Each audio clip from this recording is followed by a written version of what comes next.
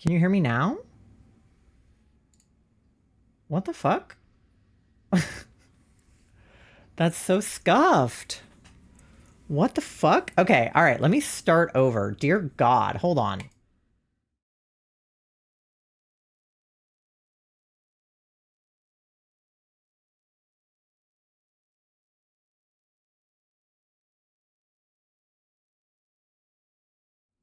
Hi, everybody. Welcome in. I hope you're having a wonderful Thursday. Nothing happened before right now. I see that there are some cuties in chat. Let me see how everybody is doing. Charlie, congratulations on redeeming first. Here is your gluten-free cookie, and I hope that you have a good app update. Thank you for paying your daily loan and welcome back. You are at 10,800 bells on your loan. Let's go. Stream avatars. Yes, the stream avatars are open and they've been open the whole stream. Thank you for noticing. Thank you for the fart. Didn't see nothing. Exactly. Welcome in, Nix. I hope that you're having a good day. It's good to see you. Literally nothing happened. I don't know what you guys are talking about. Everything was open. My mic was working. Literally nothing was wrong. I wasn't even late to stream. Everything's fine.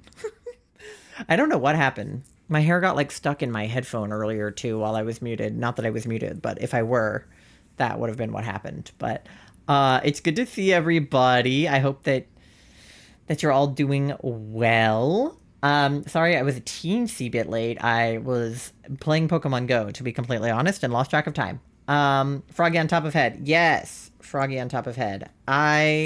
He's like a little crooked. There we go. I decided that sometimes I don't want to wear my big, bulky headphones, but I want to still be froggy when I'm wearing earbuds. So that this is like a good like compromise between the two where I'm wearing lighter headphones that don't hurt as much, but I still get froggy. So I moved him to these headphones and then my other headphones still have the eyeballs. I thought it was a good compromise. And then if somebody redeems Froggy Hat, he just goes inside. So it's kind of like when you have like a rabbit in your hat and I'm like a magician and I like pull out a second frog. So yeah, that's all. I also showered, so my hair is like still wet, but it's fine. Everything's fine. But yes, we're still in Fossil Week overtime. We're still looking for Mr. Kabuto. We should be... Oh, you know what else I didn't open? My shiny counter. We should be close to getting to odds on stream. Not odds. Nowhere near odds. Close to getting to quarter odds, which is 1024. Nowhere near actual odds. And I would like to keep it that way. But yes, we should be close to 1024 today. I'm hoping to get to at least 1,000, but because I'm starting a little bit late, no promises. But hopefully, that's the goal. That's the plan. My music, I feel, is like a little bit loud. Turn that down. Okay, but yeah, we're gonna be looking for more Kabutos. And I don't know, do I have anything else to talk about? Nova went home, so she's not here anymore. But we're still cat sitting for these really cute cats that have a cracked apartment complex. And by cracked, I mean for Pokemon Go, not their actual apartment. I mean, their apartment's fine. But I have gotten a shiny almost every single day I've gone over to this house. It's crazy. I have a shiny Hitmonlee, a shiny Corphish that I caught today, a shiny Growlithe, and a shiny Kabuto that I got at their apartment complex, or like near the parking lot of their apartment complex, which is crazy. So I'm gonna be sad when we're not cat sitting anymore, just because I never get shinies here. Pokemon barely even spawn here. So yeah, their apartment complex. I might just go sit in the parking lot of their apartment complex anyway and play Pokemon Go just for the shinies. I don't know if that would be creepy. I mean, they're not the only people that live there. We're kind of trying to befriend the people that we're cat sitting for because they have a Snorlax Squishmallow on their couch and they have a PC with a 3-monitor setup and a bunch of like what are they called, Charlie? The Pokemon cards? Graded? Graded Pokemon cards. So we're trying to befriend them because obviously we're big Pokemon people. So, um, I'm like texting the girl that I'm sitting for, and I'm supposed to like send cat pictures and like let her know when they're being fed and things like that. And I'll just kind of like throw in. I'll be like, I like your Snorlax. I like your Pokemon cards. I like your PC. To see if she'll want to be friends. It's not really working, but I think when I'm done cat sitting for them, I'm gonna like send her my username on like Discord or something and be like, just if you want to, if you ever want a game. um, but yeah. Anyway, let's get into this so that I don't get behind before I even begin. Because it's already almost 8:30. So yeah, okay, we left off at 7:16?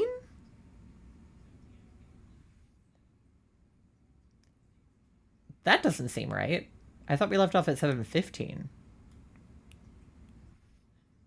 Did I do an extra one? I didn't mean to. Oh well. I'll figure out later if it's right. I also thought 7:15. Yeah.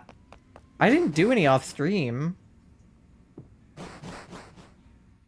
I don't know. Maybe I don't know. Weird. I'm pretty sure we left off at 7:15 and I didn't do any off stream. But how would the counter have gone up without me doing one? Huh. I don't know. I don't have an answer for that. Weird. Oh well.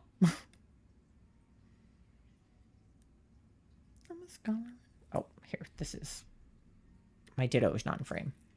Okay. Fossil for you. Yes, yes, outside. Okay.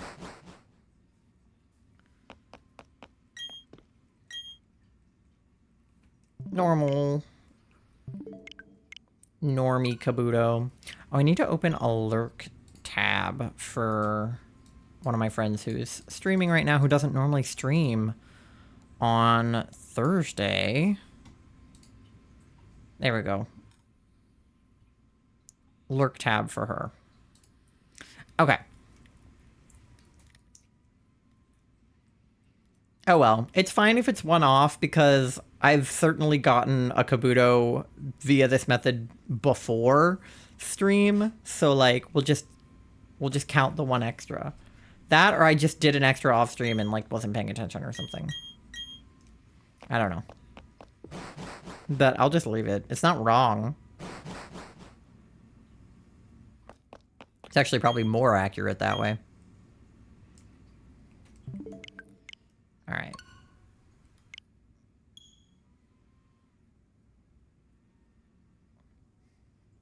Kicking like a clock. Okay. I feel like... It's fine. I'll leave it.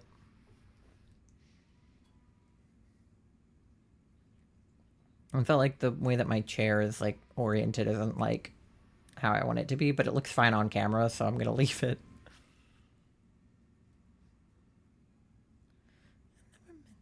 I love Paramore. 21 Pilots tour kicks off tonight in Denver, I think. I'm very excited. I wonder if Kat is going to their Denver show. Because she's in Colorado. I don't know. But they're kicking off Clancy tonight. I think in Colorado. And I'm very excited to find out what the show is going to look like. What they're going to play. I'm very, very curious about the set list. Because... I mean, yes, they're going to play songs from Clancy, but which ones? Are they going to play the whole album or just like the hits? Are they going to play songs off their older albums? Cough Trench, Cough Self-Titled, Cough Regional at Best, Cough Vessel, Cough Blurry Face. Tons Tyler posted a picture a while back. It was just like a journal with like every song from their discography on it, more or less. And he was like thinking about the set list, and everybody was like, you know, making their guesses on what he was going to actually like put on the set list. And like, if he...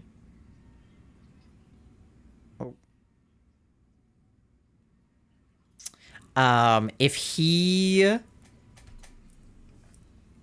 plays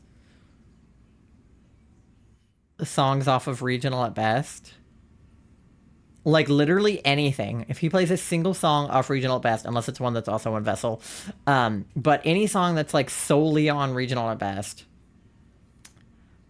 I might die. You guys might never hear from me again if that happens. Especially if he plays one of my favorites, like Anathema or Glowing Eyes. You'll never see me again. Like, that'll be it for me. That'll be the end of my life. I had a good run. Because Anathema is my favorite 21 Pilots song ever. I want a tattoo for it. Regional at Best is my favorite album.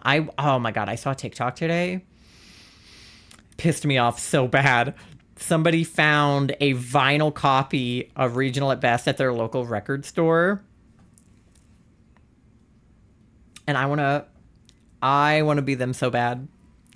All of the comments were like, you know, it's really good for records to make sure they don't stick together. Make sure you like leave your windows open at night. And you know, other comments along the lines of like, I'm going to steal the record from you. And like, genuinely, me too. I don't really like, I'm not huge on physical media. Well, that's not true. Ideally, I would love to be huge on physical media. I would love to own a physical copy of all of the media that I like. I love getting physical copies of Switch games, and just like video games in general. And I love having physical copies of movies, especially when they're like not on streaming. But it's not practical for me to have a lot of physical media right now because we move a lot.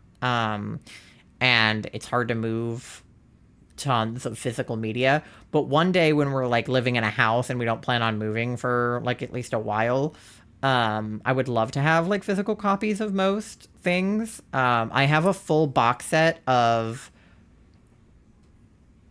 all of the James Bond movies behind me that I stole from my dad. And that's probably like one of my prized possessions. It's very important to me that I have that, but they're just like DVDs, you know, and I don't even have a record player. Charlie does. But like, I wouldn't even be able to, you know, without using Charlie's record player, I wouldn't even be able to play Regional Best on vinyl.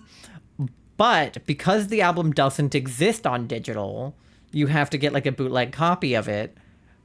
It's like one of those things where it's like, I need to have it in physical because like, I don't want that to be like a lost piece of media because it is such a good album and it deserves to have, you know, distributed physical copies to the actual fans of Regional at Best. So it is certainly my lifelong dream to have a physical copy of Regional at Best, whether it's a CD or a vinyl. I don't really care. But a physical copy of Regional at Best, that would make my life. So I'm very jealous of the person on TikTok who just like happened to find one. And that's not the first story like that I've seen. I've seen other people post like, oh my God, you're not going to believe this. I found a copy of Regional at Best at like, you know, my local record store. I was on vacation and went to a record shop and there was a copy there, or, you know, just things like that. And like, maybe I should go to more record stores because I've never really looked for a copy. But I just like assume that they're not out there, you know, it's like that only ever happens to other people, but it's not going to happen to me kind of thing.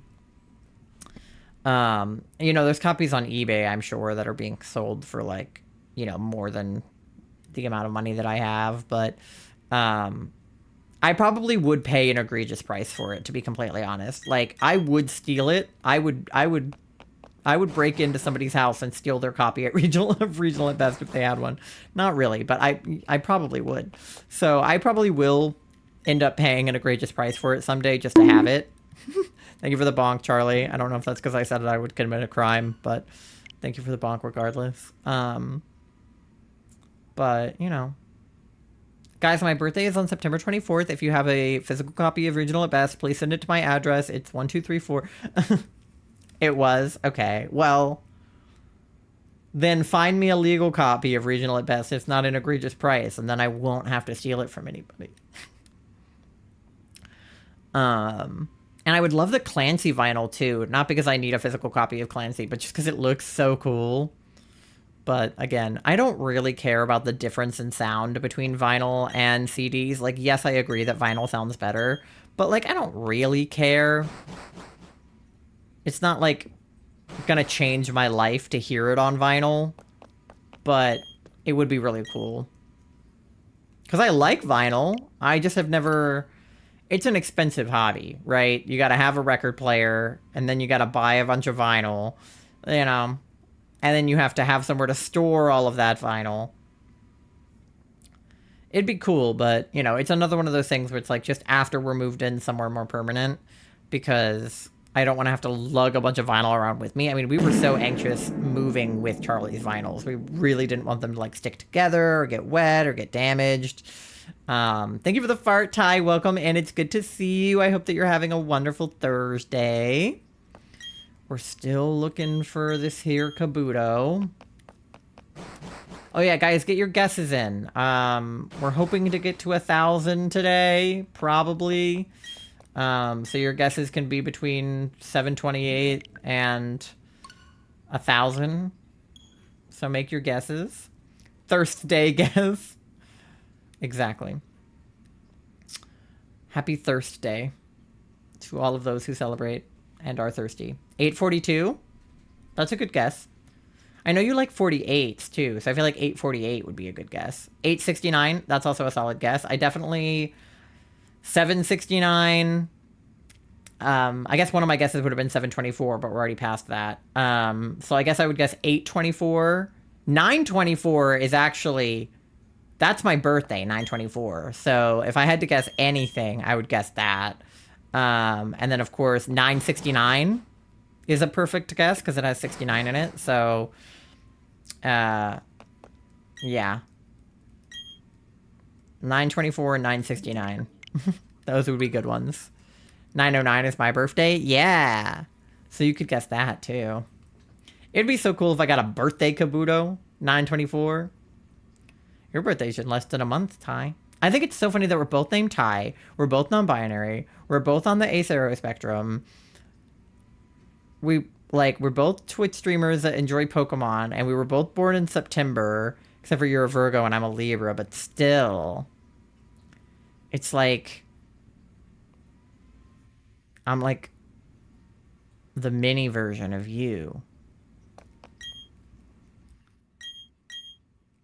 I'm just like a couple decades late. Not quite. What are you, like, almost 40 and I'm in my... Yeah. So, like, almost 2 decades. But yeah, it is pretty wild. Like...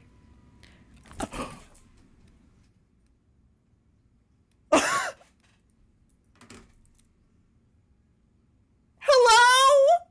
We did it! What? Okay. I literally thought that I was, like, seeing things because I was looking at my OBS monitor and not at my monitor with the game, because I was reading chat, and because I have the little Kabuto at the bottom of my screen, I just thought I had, like, my eyes had, like, merged the Kabuto on the screen with the Kabuto in the, like, on my OBS. Less than 1,000! Let's fucking go! Oh my god! Okay. How much Okay. money do you have? 69 cents. You know what that means. I don't have enough money for chicken. And it was never 730, so that's like a round number. If we had gotten to 750 last stream, we would have gotten him. Are you kidding? If I had gone a little bit longer last stream. Wow. Okay, all right. This is my first shiny in Pokemon Shining Pearl.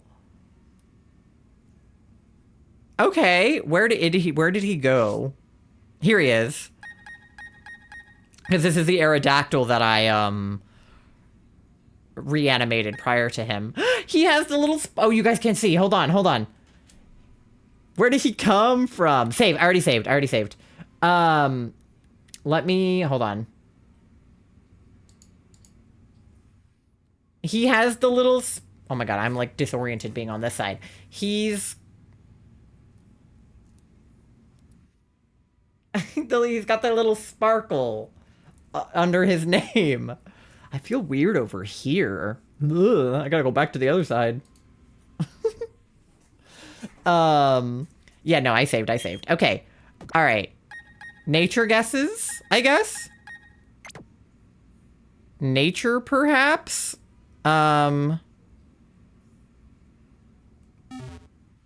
Okay. Yeah, let me go outside so he can, like, walk with me. Bold, okay.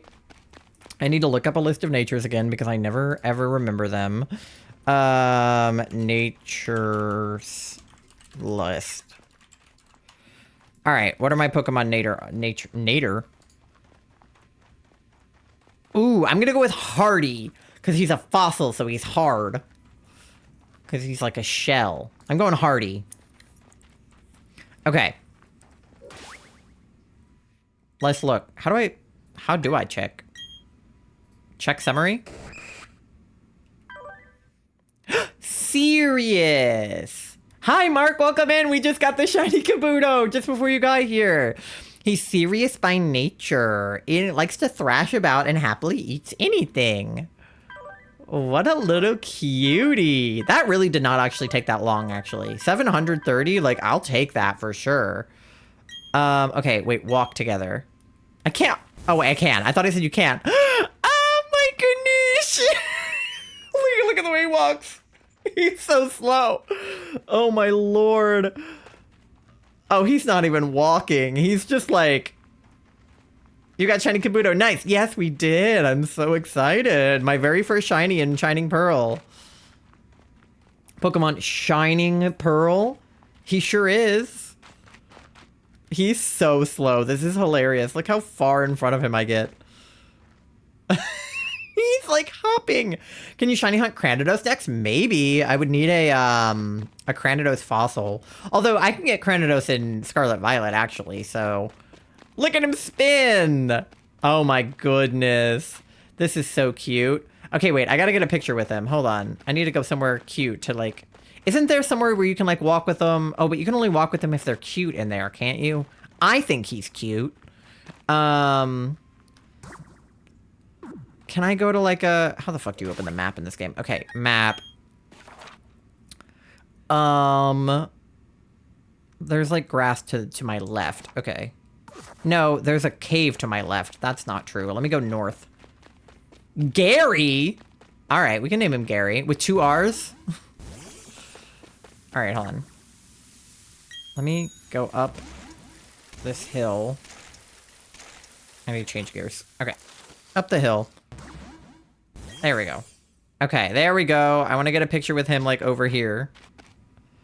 If he can walk over here. Okay. There we go. I can't really change the camera angle in this game, so this is like the best we can do, but... Can I like interact? Oh, he yawned loudly. Okay. Can I... Is there a way to like feed them or give them bats and stuff in this game? I don't think there is. I don't remember. Gary the Kabuto sounds nice. Yeah, let's name him. Okay, we have to go to the Name Raider. What city is the Name Raider in? Oh my goodness. He's in the big city, right? Jubilife or something?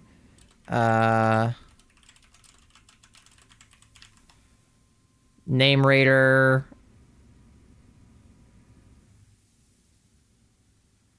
Okay. Where does he hang out? Eterna. Eterna City. Okay. Let's go to Eterna City then. And name him Gary. Okay, that's Hardhome, Pastoria, Veilstone, Eterna, right above me. Okay. Okay. Yes. Alright. And then he's in the... south of the bicycle shop, there's a Pokemart and a tall building to the right of the Pokemart. Okay. So go this way. There's the Pokemart, tall building to the right. Okay, here we go. Let's go name him Gary. Oh, it's this dude. Yeah. All right. Yes. My Kabuto. Select. Yes, I want to give him an even better name. And it's a boy. Okay, I didn't check if it was a boy or a girl until right now. All right, Gary. Garry. Gary. From now on, this Pokemon shall be known as Gary. That's a better name than before. How fortunate for you. Thank you, Name Raider man. All right, let's go, Gary. I guess Ty brought in the shiny luck. He's so cute. I'm gonna die. Okay.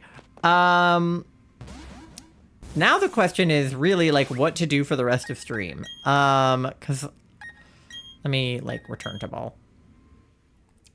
Because we could do another. So Charlie's doing an Aerodactyl hunt right now. So I could do that. We could look for like another fossil like Cranidos. Or like Shieldon or like Omanite. Something like that. I could switch entirely to like PLA. What do we do? I've only been live for like 37 minutes. So I can't just like end here. We gotta do something. I don't know. What do we do?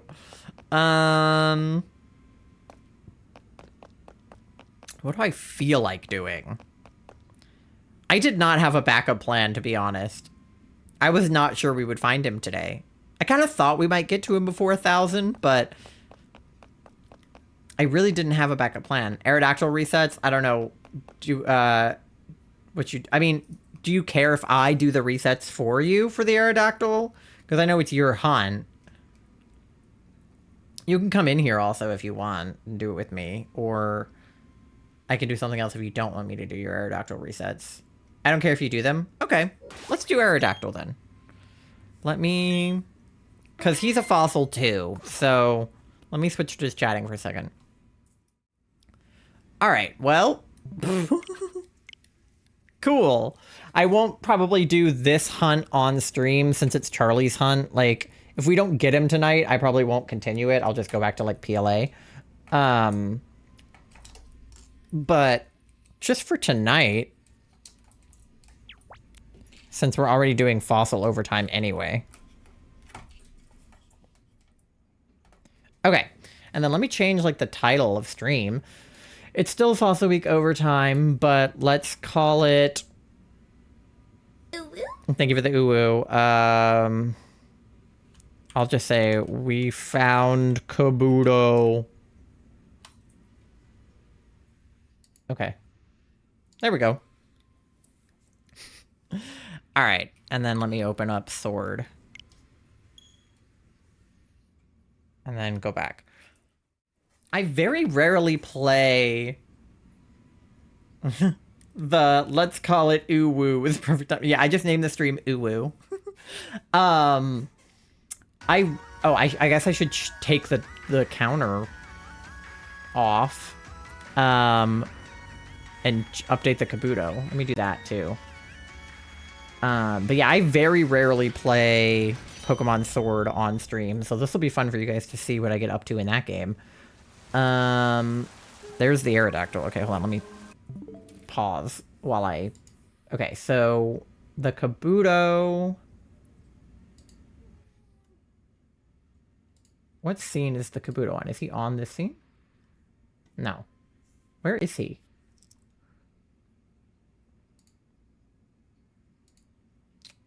Oh, he's here. Okay. So, turn that off.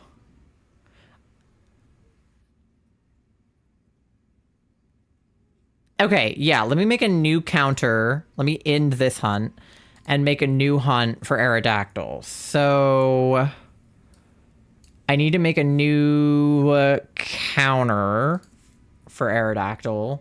Because I want to keep my Kabuto counter. Okay. Documents. Okay. Let me do this one. Rename. This is going to be Aerodactyl. And then let me open this document and I'm going to put about 100 in. I don't really know how many we've done because we weren't counting since we were doing this hunt off stream. So we'll start with 100. And then just go from there. Okay. And then I don't have a little Aerodactyl image, so let me get one.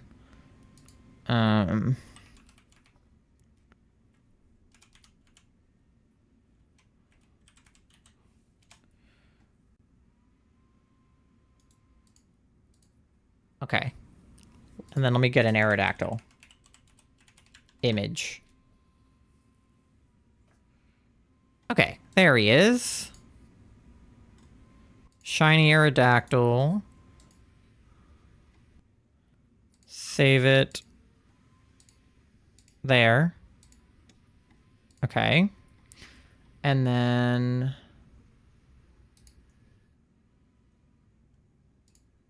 Okay.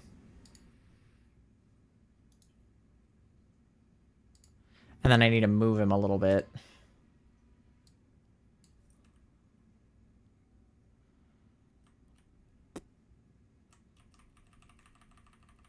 Like... there-ish? Yeah. Maybe shrink him a little bit. He's bigger than Kabuto. That looks good, I think. What do we think? Yeah. Sure. That looks good. Okay, so then I need to set up the counter to be automatic. And then we need to take a screenshot when we interact with him. All right, so to get him to interact, I need to, like, do that. Okay. Okay, and then I need to take a screenshot. Okay. And then I need to save the screenshot. This is a lot of work that I don't normally do on stream. Hi, Nando. Welcome in. How's it going? We just caught Shiny Kabuto, so now I'm changing my course of action right now. Okay. Path to image. Aerodactyl.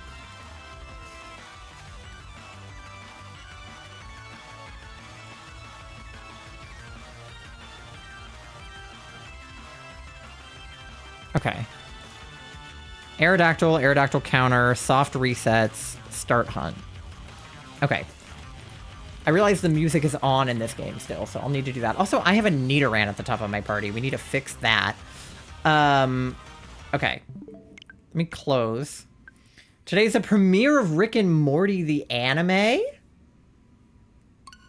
Rick and Morty the anime? I didn't know they were doing an anime. Where's the Gibble? What Gibble?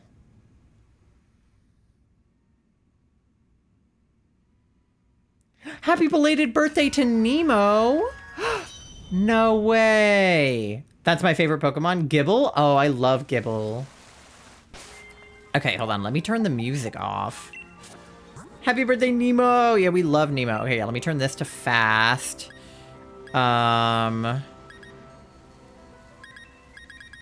Background music, turn that off. Save those settings. And then let me not have a Nidoran at the top of my party. And switch him out for somebody actually helpful. Okay. I don't have a Pokemon that has, like, moves that are good for catching, necessarily. I don't know, can I change their moves, or do I have to, like, go to a move guy? I can move them around, but I can't change what they are. Okay. Well, we're just gonna have to rock with this party. The last thing I want to do is accidentally kill the guy. Trying to catch him, but hopefully that doesn't happen. I guess. Alright. Well, technically Garchomp is, but Gible is great too. No, I agree. I love Gible. He's a good guy.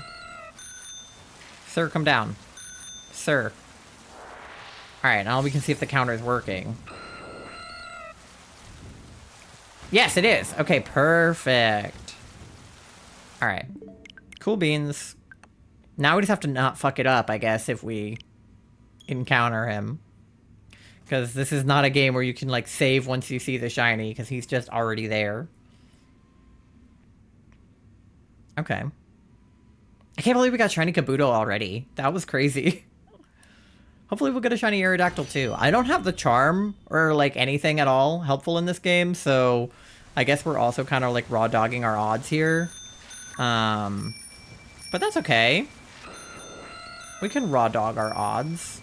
Do you guys like my outfit? I just got it. Alright. Was that on the screen long enough? It was. Okay, perfect.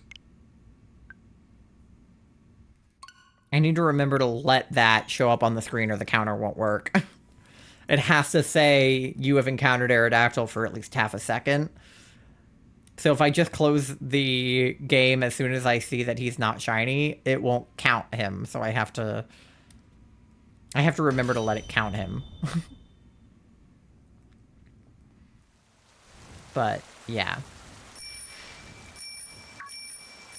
I'll have to do a weird series of events to get this Pokemon to Charlie because they don't have Sword and Shield. Okay, there we go. So I won't be able to trade it to them from Sword to Shield. I'll probably have to put it into my Pokemon home and then give it to them in BDSP? You can just hold it till I get Shield, or I can just do that.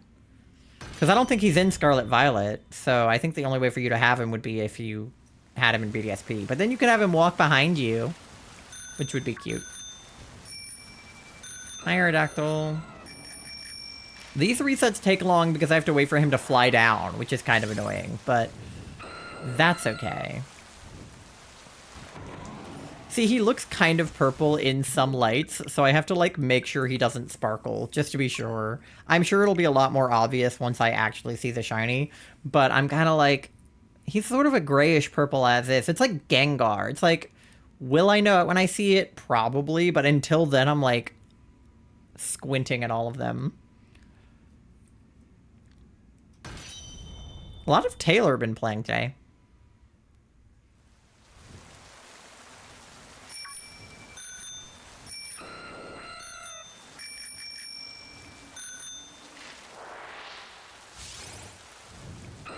Alright. I think it helps that the underside of his wings are a different color on the shiny.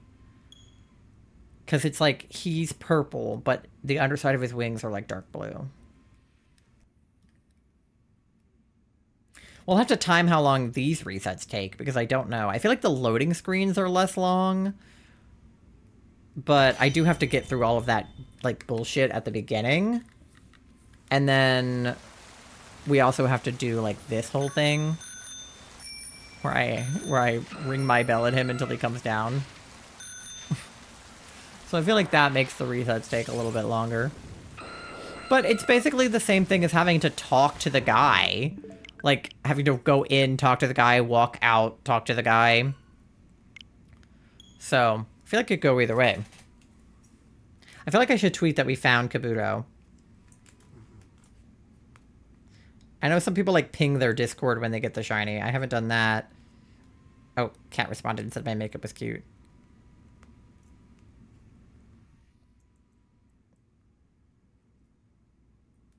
Okay.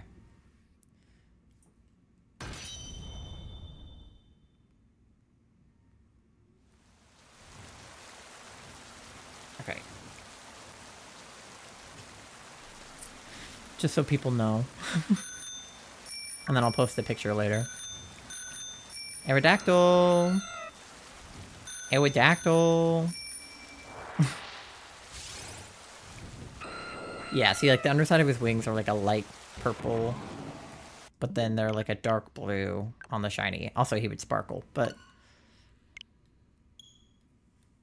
I don't know when they sparkle. I don't have any shinies in Sword and Shield either. Not even from DAs. So...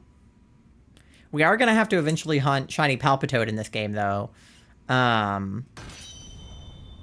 Because this is the only game that I have that Palpitoad is in. So, we'll have to do that, too.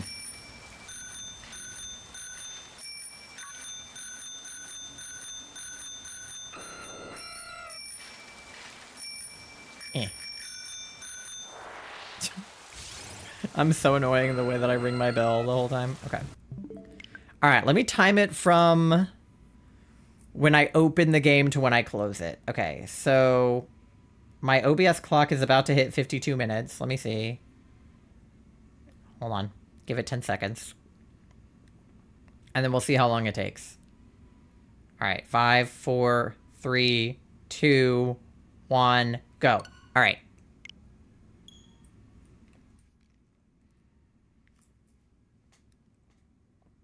And I'm spamming A.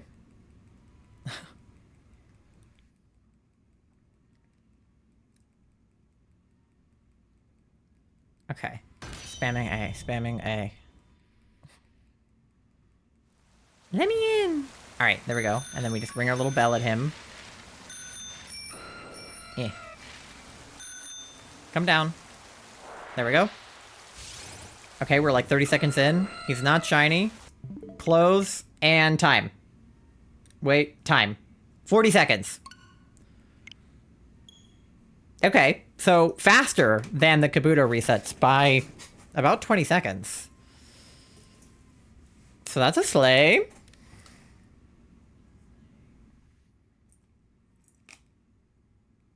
Okay.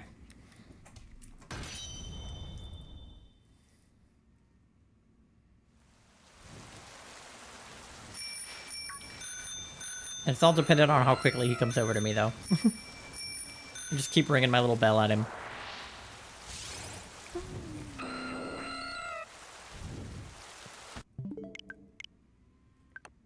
Also, if you can't tell, I did pick Grookey as my starter in Sword and Shield. I thought about Sobble because I do and I don't like Inteleon, and I'll tell you why. I love James Bond, and Inteleon is based on James Bond, so for that reason, I love him. For every other reason, I hate him. He looks like a dude, and I hate it when Pokemon look like people. Like, I hate it when it just looks like a fucking twink. Like, when it just looks like a man. Like Lucario. I don't dislike Lucario, but I don't like how humanoid he is. It freaks me out. Mr. Mime? Don't like that. Incineroar? That's just a muscular man in a cat costume. If it's too furry, not furry as in, like, has fur, but furry as in, like, furry the type of creature. If it's too furry, I don't like it. So, for those reasons, I don't like Inteleon, because it just looks like a guy in a lizard suit. So that's not even a furry, that's a scaly. Which is probably arguably worse. Not because I don't like scalies, but because I don't like it when Pokemon look like people. So I don't like Inteleon for those reasons. Rillaboom, at least he looks more like a gorilla when he's... You know, because gorillas look vaguely human-like because of evolution. But, like, there's no reason for Inteleon to be on...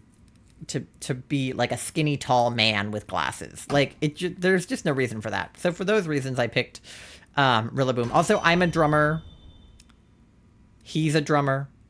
I named him Avidis because that is, first of all, I think a real Japanese word that like means something cool, but also it's a symbol, like a drum brand. Like I have symbols that are Avidis brand. So I named him Avidis. And I think he's cool. He's a cool guy. All right, well, place your bets for what number Aerodactyl is going to be. Again, we're not actually sure how many resets we did off stream, so it could be more, could be less, but we're going to pretend that 113 is the correct number, and I'm going to guess 169. Even though I don't think we'll get him nearly that early, because it took us, you know, 7:30 to get Kabuto, so I think we'll be here a while, but, you know, 169, 269, 369, 469, 569, 669, all possibilities.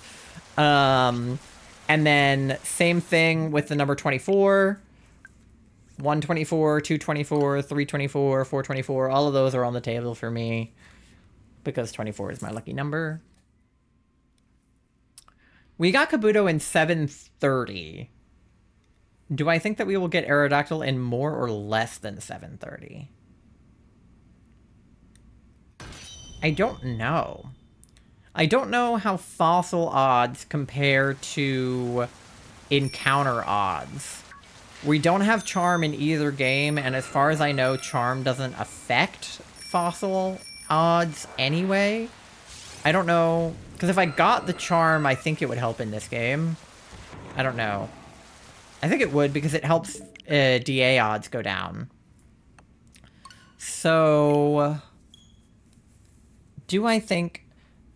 I'm working on my Charm in this game. I want to get it before I try to do a bunch of DAs on stream, because I feel like doing DAs full odds is a little bit harder than doing it not full odds. Hence how odds work, but... yeah, I don't know. I think... I don't want to say that I think we'll get him in less, because then we'll get him in more, just because I said that. But... I feel like it could be less. Megan! Thank you for the fart. Welcome in. Can this guy come down here, please? Hello? Sir? A moment of your time. Alright. But how are you doing, cutie? It's good to see you. I hope that your concert was good. Childish Gambino and about the NASDAQ. This weather is like IRL. Oh, is it raining where you are? Yeah, the weather in this game is interesting. So the Pokemon that spawn are very much based on the weather. Like, you might not be able to see certain Pokemon depending on what weather it is. This Aerodactyl is pretty much always here. Luckily. But the weather changes, I believe, daily at midnight in this game. So it rains, like, all day. And then tomorrow it could be sunny all day. And then the next day it could be, like, snowing all day. The concert was very much needed. Seeing that Dilf cured me. Not Dilf. I swear he looked at me a couple times. I crapped my pants. Megan, I thought your love was mostly for fictional men. This is a real man.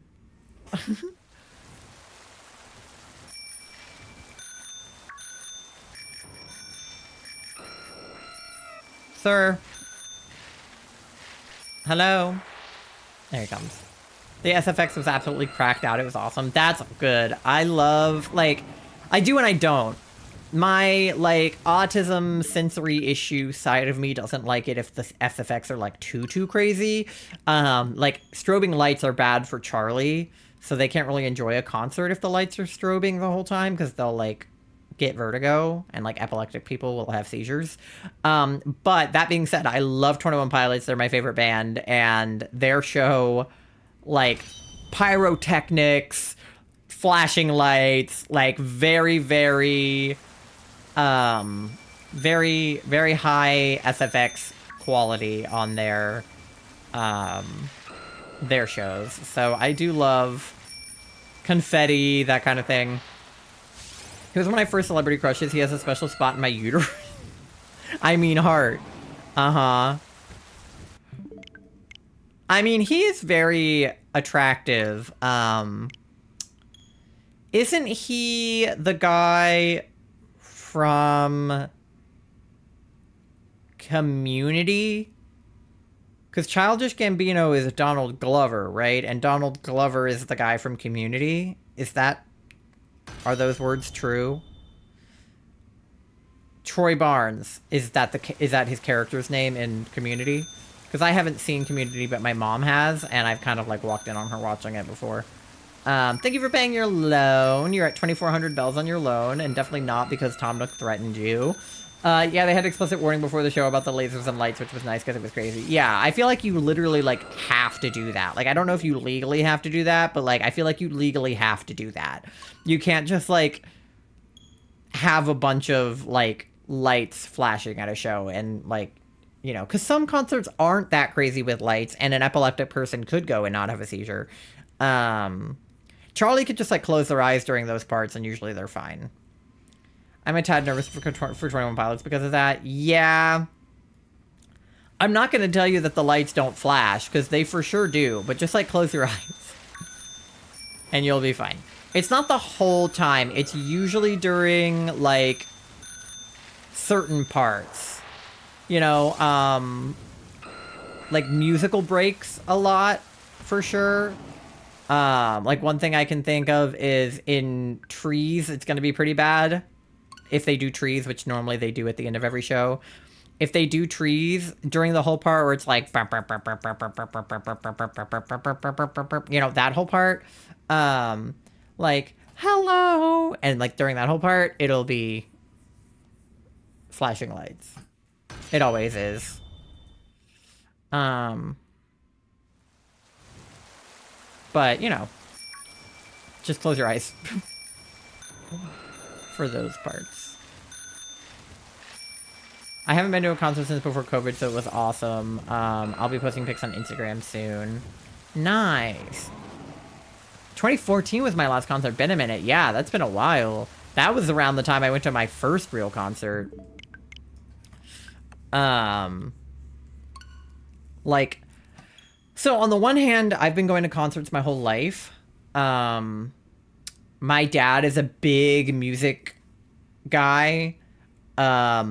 So I've literally been going to concerts probably since I was in the womb, to be honest, but definitely since I've been out of the womb.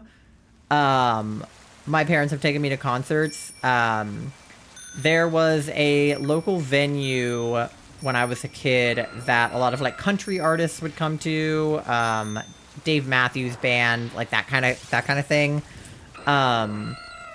And that particular venue was outside. It was an outdoor venue, and it had like sort of like in a park sort of thing. Like there was like a bouncy house and like monkey bars and like things like that. So you could just drop your kids off at the bouncy house. There was like a clown, you know. You could drop your kids off like outside and then go to the concert. It was more like a festival type venue, you know, like think Coachella, but really, really small and in rural Virginia. But my dad would take me to concerts at that venue like since birth. But I don't really count those because like I wasn't really at the concert. Like I could hear the music from the park, but I wasn't like at the show. My parents would go like drink, and then I would be being babysat by a clown.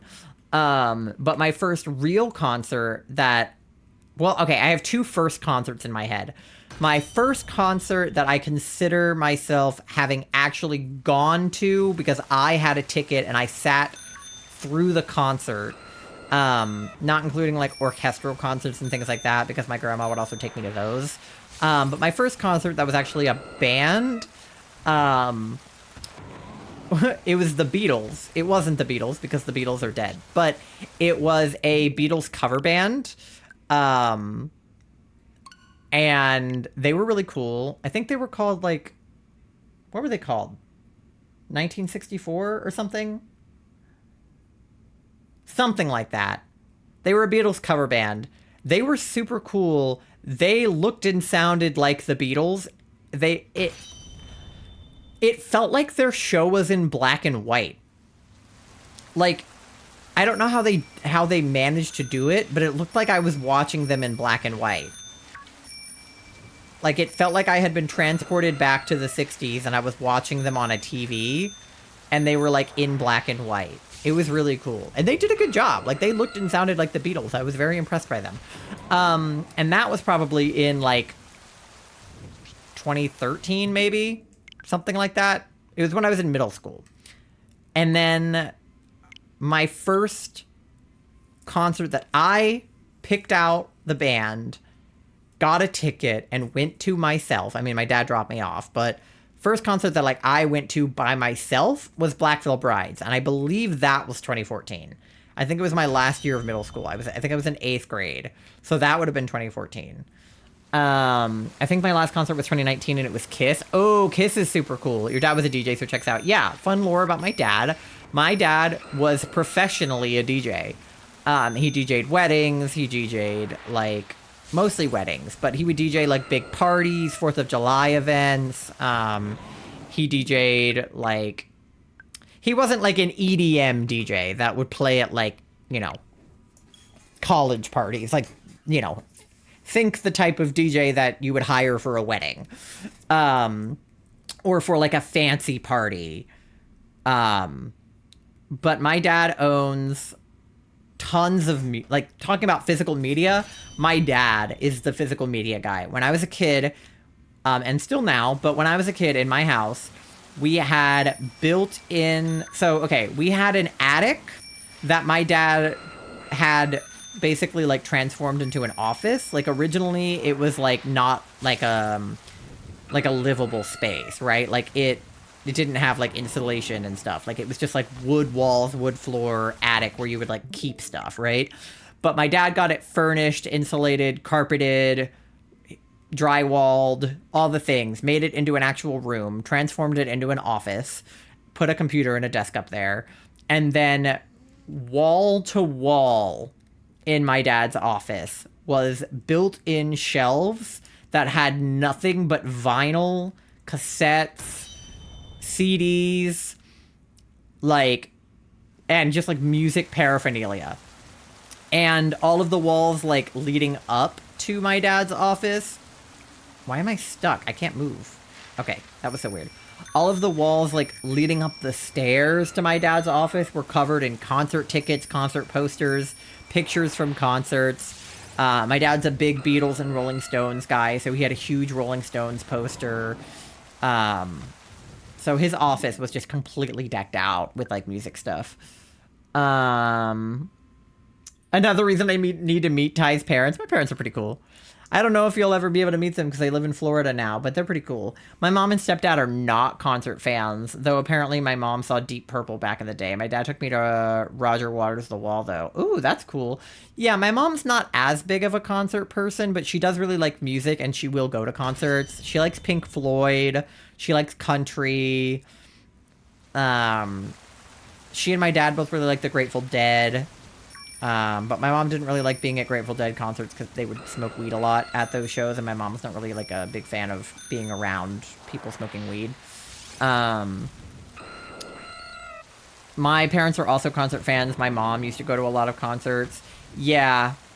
My dad was willing to let me go to pretty much any concert if I asked, because he wanted to instill a love of music and a love of concerts in me as a kid. So if I was like, hey, Dad, can I go see this, like, really inappropriate, you know, for my age, like, you know, kind of goth, metal, emo, Pierce the Veil, Black Veil Brides, screamo type music, can I go? I'm 12 years old. He would be like, yes, absolutely, I'll buy your ticket, and he would drive me. And having that support from him was really nice because he really did not care what music I listened to or who was performing it. Like, you know, he didn't care. He was like, whatever. So I went to a lot of shows at the National in Richmond. That's where I saw Black Veil Brides, and Pierce the Veil, and another artist that I no longer stan and don't talk about because she is a bad person, but I did see her there. My first concert was Foreigner. I can't remember the year. I'd guess 2010. But the first concert I chose to go to was in 2013 for The Wanted. Best day of my life. That's so cool. It was supposed to be my mom and dad going, but my dad gave me his ticket to cheer me up because cough, cough, mental illness was bad. My first concert was Mumford & Sons in 2013. Oh, yeah. Where in Florida? I'm going to be there this fall. Oop. Yeah, we might be there this fall. We meet up in Florida. I won't tell you, like, on stream where my parents live because I don't want to, like, dox them, but, Charlie, you know, can you text the group chat with Megan in it, where my parents live in Florida? Because we might visit them in October. Are your parents real? I can't imagine having that support. My dad is, yeah, a very strange man. And probably autistic. Love him to death. And my mom is a little bit more, like, she's a little more tight on those things. Like, she would be the one to tell me that I couldn't go out or couldn't, you know, do certain things. But, like, for the most part, yeah, my parents were, like, pretty down for whatever I wanted to do. Because, like, I don't want to say that I was a good kid because that's not true. I was actually not a good kid. I got in trouble a lot. But I was a good kid when it came to things like smoking, drinking, doing drugs, partying, going out. Like, I didn't do stuff like that because I was an introvert and I was in band and I had stuff to do. So, like, even though I got in trouble in school for, like, talking back or, like, I got bad grades or things like that, I wasn't doing anything to, like, hurt, like, well, I wasn't not doing anything to hurt myself. We know that. But, like, you know, I wasn't drinking and doing drugs and going to parties and things like that. My parents actually probably wish I drank more. But I just wasn't interested in that kind of thing. My mom paid for my tit ticket. Yeah, my dad paid for my tit ticket too. He paid for my Tatanoff ticket and he paid for my tit ticket and he probably would have paid for my II ticket if I had gone. My dad loves Dan and Phil. Like, he doesn't actually actively watch or pay attention to Dan and Phil, but he knows I love Dan and Phil, and I have bought so much Dan and Phil merch over the years. I have gone to so many Dan and Phil events and shows, and, like, I've had them on, you know, on the TV or on my computer or on my phone for decades, like, or a decade, really. So my dad just loves Dan and Phil because he loves that I have an interest in something that's just, like, not, you know, I don't know. He just likes them. My dad loves Dan and Phil.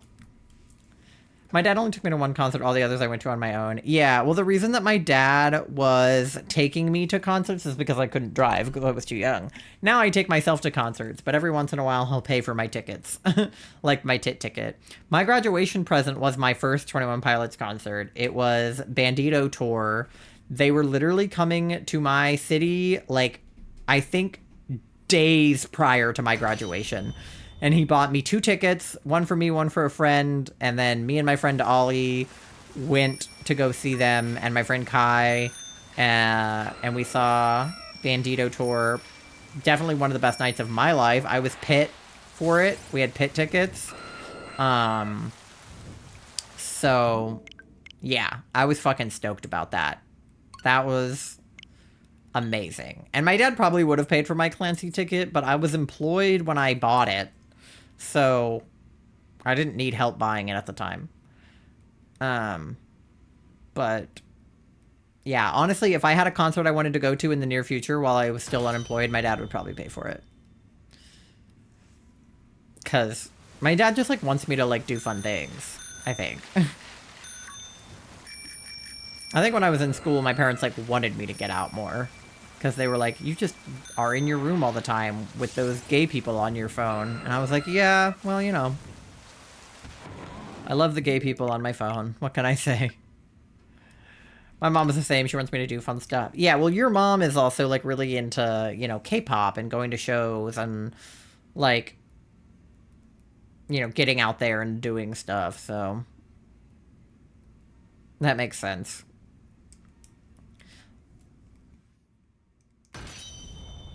Like, I don't think my mom cares as much, but my dad definitely. Like, I remember my dad having a talk with me about concerts where he was just like, I want you to love concerts. I want you to love music. I want you to go to concerts. If there's a concert, I don't care if it's on a school night, like, you can go. I don't care. She understands loving shows. Yeah.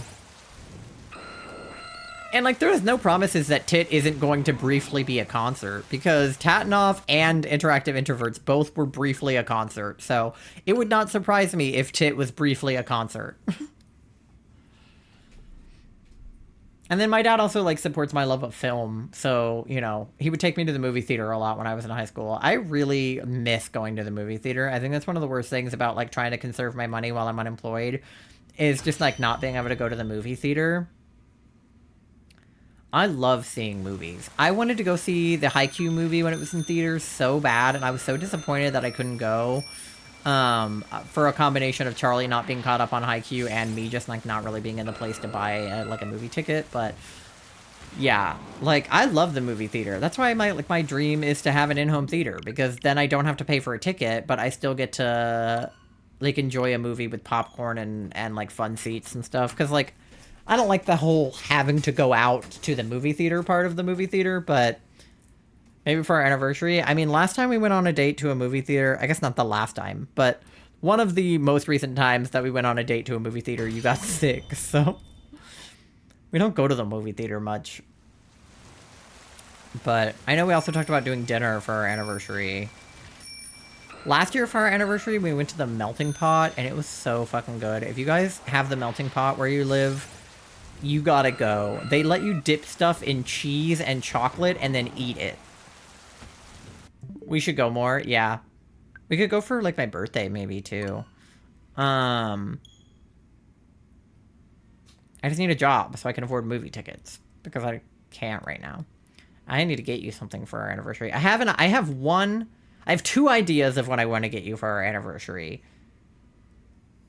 Because every year I make you something... So I think I know what I'm going to make you.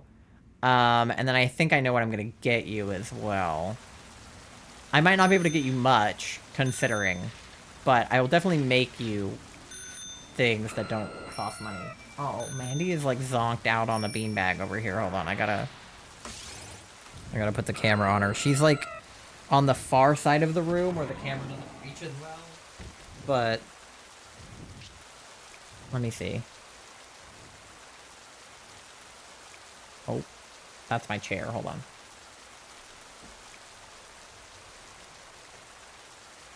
There she is. Look at her. She's so sleepy. She's just a baby.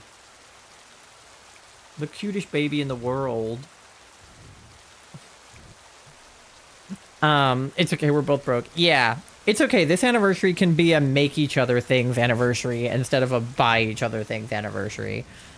I mean, you know, we've already had this conversation regarding my birthday, that there's not a lot of physical things I want right now. It's more like experiences that I want right now. Going to the movie theater, going out to a nice dinner, getting my hair cut, getting my nails done, getting a massage, you know, like things that I can't afford to do right now. Going to a concert, because Clancy is also kind of like a birthday present for me, getting to go to that, because that's in September. So, you know, going to see Dan and Phil, like all of that stuff is what I would rather have for my birthday or for our anniversary, rather than like you bought me a plushie or you bought me, you know, I don't care about stuff like that right now. And I have enough plushies and Funko Pops, so like please don't get me something physical. Like I don't. I would rather you get me an experience, like buy me a movie ticket, or, you know, we go to the Melting Pot, or, you know, something like that, than you get me something physical. Like, I would much prefer to just spend my anniversary with you doing something fun than, like, you get me something physical. If you do get me something physical, I want to be able to eat it. Like, it should be food. If it's gonna be something that I can hold, I have to be able to eat it also. I love you.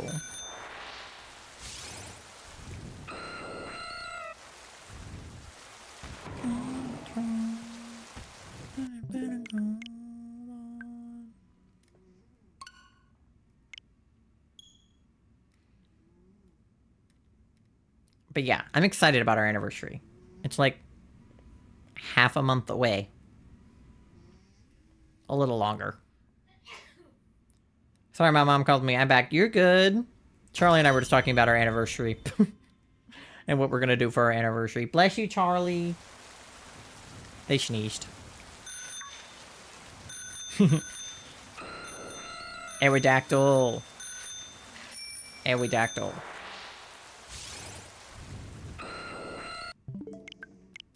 Mandy is snoring. I don't know if you can hear her, but she's loud.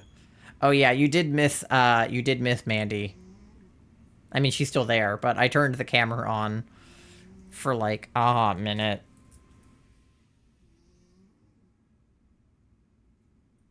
Okay, so not super close to where my parents are, but like not unreasonably far. How far is... The thing about Florida is that it's a very large state. So like you can both be in Florida and be in, like insanely far apart.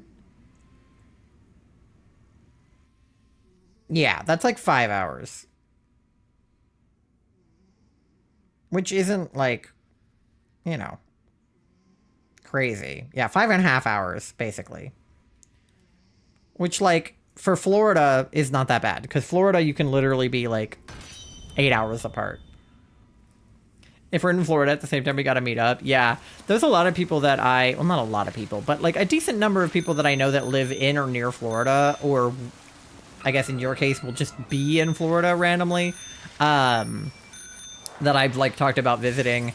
One of the people that we met at GoFest, Pay, lives in Florida.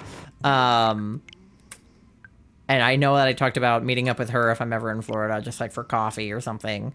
And then some of my parents' friends live in Florida. But, yeah. I mean, we haven't made, like, concrete plans for what dates we're going to be in Florida. I have concrete dates I know that I can't be in Florida. So we're sort of planning around that.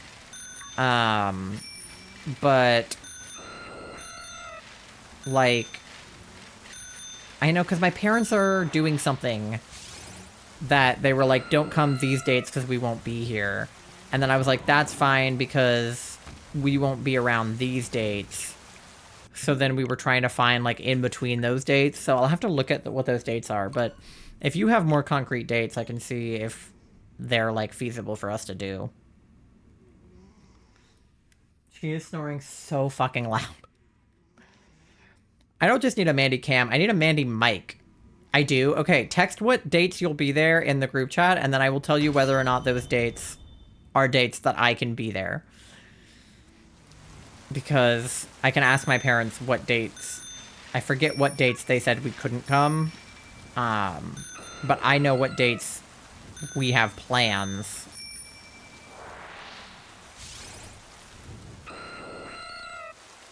Okay, that is, I think, one of the weeks we were looking at.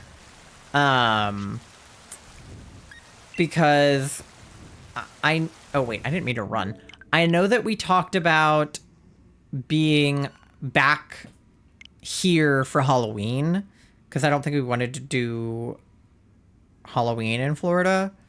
But I know that we talked about, like, other weeks in the month of October. So I'll double check with my parents what day their, like, trip is, but because we haven't bought flights yet, which we need to because it's getting closer to October by the day. But because you can get flights like a couple of months out for a pretty good deal, which is probably what we need to do. So that would be really funny if we could, like, converge in Florida. Of course, like, if you're ever back in Nova or, like, Maryland or, like, you know, the DMV area, then we can obviously hit you up then, too. But it would be funny if we converge in Florida. I've done that with people before where, like, we live near each other, but end up meeting up not near each other because we're both going to be at something. Thank you for the fart.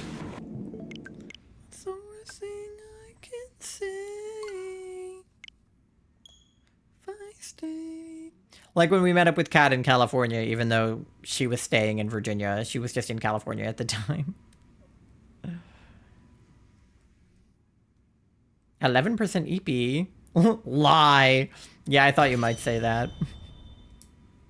All right, we have an ad coming up in a few minutes, but we're at number 149, so I'll just get to 150 and then run the ad. No, more like 96.9. Fair. Okay, well, that was Aerodactyl number 150. So I'm going to run quick BRB, do some of the stuff that I meant to do prior to stream, get some water, get a snack, go to the bathroom, do whatever you got to do, and I will see you in like 3 minutes. Get your checks in if you haven't done them already. I might say goodnight here. Okay, good night, Ty. Thank you for hanging out. Make sure you guys tuck Ty in on the BRB, and I'll be back in a few minutes. Enjoy the ads. Hopefully they're not too bad.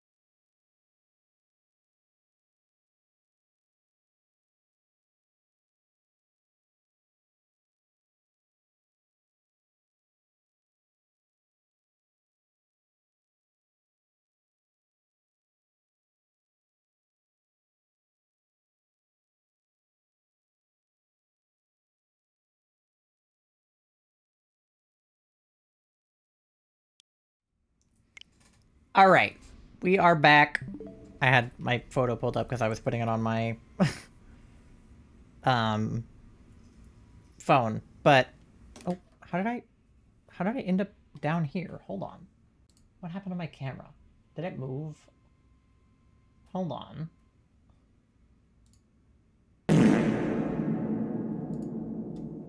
One second. I feel like I became small. There we go. Ugh. What happened? Also, why is this hair, like, separate from the rest of the hair? Okay, there we go. That was weird. Alright. I do think I shrunk, though. Oh, and my frog. I think I need to tighten the Velcro on him on this headset. I think it's less thick than my other one, which makes sense. All right. Let me check on your checks. How did everybody do? 84% smelly. Oh, take a shower. And 3% gay. My God, you are hetero and smelly. And about half EP. Damn.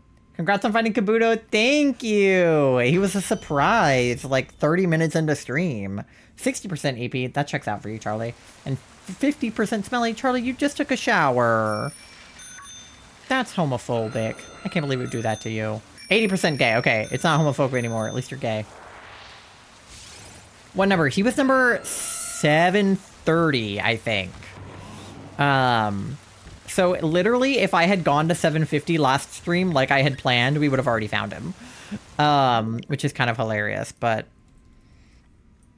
Okay, my dad texted me back. He said that that week is good for them. The week that you will be in Florida, so we can plan our trip to be, like, the same time. 88% froggy. Let's go. My bike is about to get electrocuted. So, fun fact about my bike in this game. It's a Rotom bike. I'll be at Disney. Ooh. Yeah, that makes sense. Because, like, Orlando is where Disney is, so that makes sense. My bike is a Rotom bike, so it's actually, like, charged with electricity. You can see it in the wheels. So, like, I think it would be okay if it got struck by lightning. 72% froggy. Pop. Pop frog. We're doing a big family trip with everyone. That's super exciting. I've only been to Disney twice. Once when I was little, like, probably, like, 7 years old, we went, with my parents, my brother, and my grandma. And then when I was in high school, I went on a school trip to Disney, which was awesome. 69% cute. Let's go, Charlie. I mean, I think you're cuter than that, but once with family, once with band. Yeah, we're the same. Same with Universal. I've only been to Universal once. Same trip when I went to Disney, we went to Universal, I think. And then I've also been to Universal California. We went with Kat. But I've only been to Universal Orlando once. I'm excited because last time we went, one of my nieces wasn't even one, so she's gonna love it this time. Oh, yeah. No, for sure. I'm excited for Universal. Harry Potter World is my Disney World. Yeah. I'm not, like, a big Harry Potter fan, especially now. God, J.K. Rowling sucks. So I've never really, like, done the Harry Potter stuff. Like, we went to the Harry Potter thing in Universal, and, like, Kat got butterbeer and stuff, but, like, I'm definitely not as much of a Harry Potter fan as a lot of people I know are. I didn't read the books as a kid, so Harry Potter World is great. No, I'm sure it is. Like, as an attraction, I'm sure it's good. I just don't super consume Harry Potter. God damn it, J.K. Rowling. Yeah. I mean, I like Harry Potter as a concept. Like, I have my Slytherin hoodie and stuff. Like, I very much identify with being a Slytherin. Like, if I was in the Harry Potter universe, I would definitely be a Slytherin. But I don't know much about the actual media itself beyond that. I just know what house I am. Guardians of the Galaxy ride? Yeah, I do like Guardians of the Galaxy.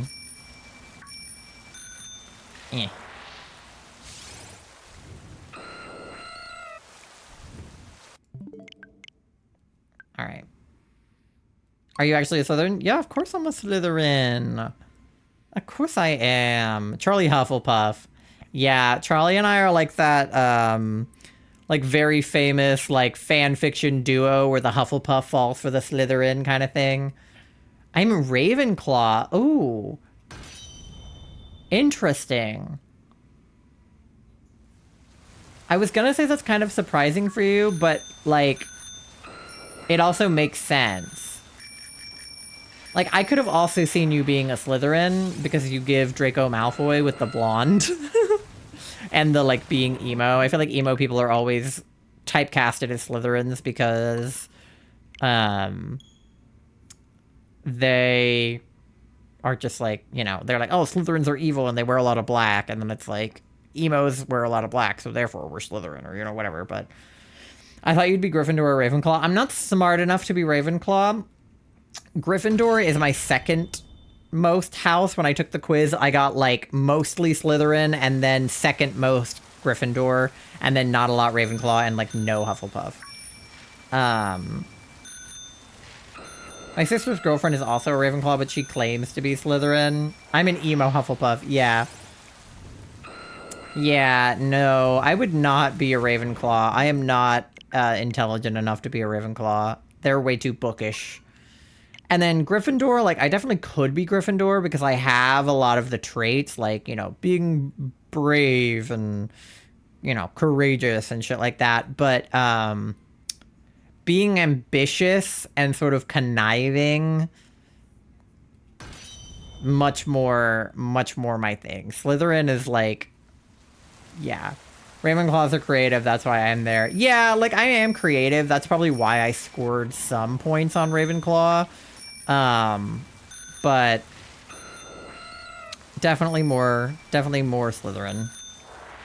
I am not smart. I don't know, I feel like you are. I feel like you know some things. He spun? Who spun? Oh, the Pokemon?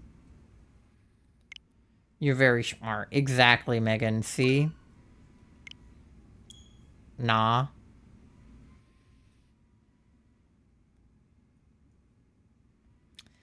See, I just have, like, autism smart, where, like, I was put into the gifted program when I was a kid because they thought that I was, like, really good at, like, stuff. But I actually just am autistic, so I'm a fast learner, and then I fizzle out.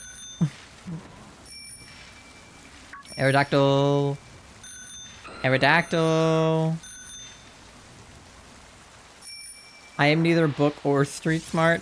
Yeah, I am not street smart. I'll tell you that much. No. Common sense and autism do not get along. Because I feel like a good portion of street smarts is just, like, having common sense and being able to, like, read a room, you know? And I can't do that. But I'm not book smart either. I'm only people smart, yeah. Which kind of makes you a little bit street smart, because I think that being street smart is inherently being people smart. I think that if you are good with people, you can get away with a lot, you know? Like, I feel like you could talk your way out of, like, a robbery. You know what I mean? Like, I feel like if somebody was trying to, like, rob you, you would just be able to be like, you know, what's going on in your life that, that you feel like you need to rob people? Do you need money? Do you need help? Like, is there something I can do for you? And then they would just unrob you. Caramel is licking her pussy right now? Bro. What? People smart is like... I mean, it's kind of like what it sounds like. It's like being able to sort of read people, get along with people well, understand what people are thinking and how they're feeling. Yeah, it's because Charlie's an empath. Yeah. Because I'm not people smart. Like, being autistic is like, being people smart is like the thing I am the least. I'm like... I don't know. I'm a kind of smart, but I don't know what to call it. Because I'm not book smart or people smart. or street smart, really. I'm just like, I don't know. I'm like autism smart. I don't know what else to call it. I wonder if serial killers are people smart. They often are, actually. Serial killers are often very charismatic. Ted Bundy is a great example of a very charismatic serial killer. They're able to get people to trust them and, like, you know, often creative smart. I'm definitely creative smart. Serial killers often, you'll see interviews with their family where, like, not even necessarily like people that are related to them, but like their friends, people they were close to in life, that are like, I would have never in a million years thought he was the kind of person to do that. Like, everyone who knew Ted Bundy was like, there's no way. Like, you have the wrong guy. You know what I mean? Because they're so nice and charismatic and like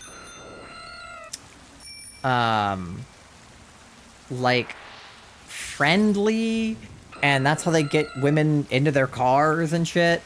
And often, like, even attractive. Like, people found Ted Bundy to be very physically attractive. Oh,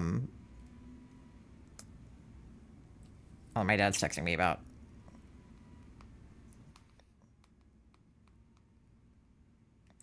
I should probably charge my phone. It needs battery. But yeah, there's actually a whole thing about sociopaths being very much people smart, even though they're not empathetic. That's the thing. It's like they're faking it. They're faking a level of empathy that they don't even possess.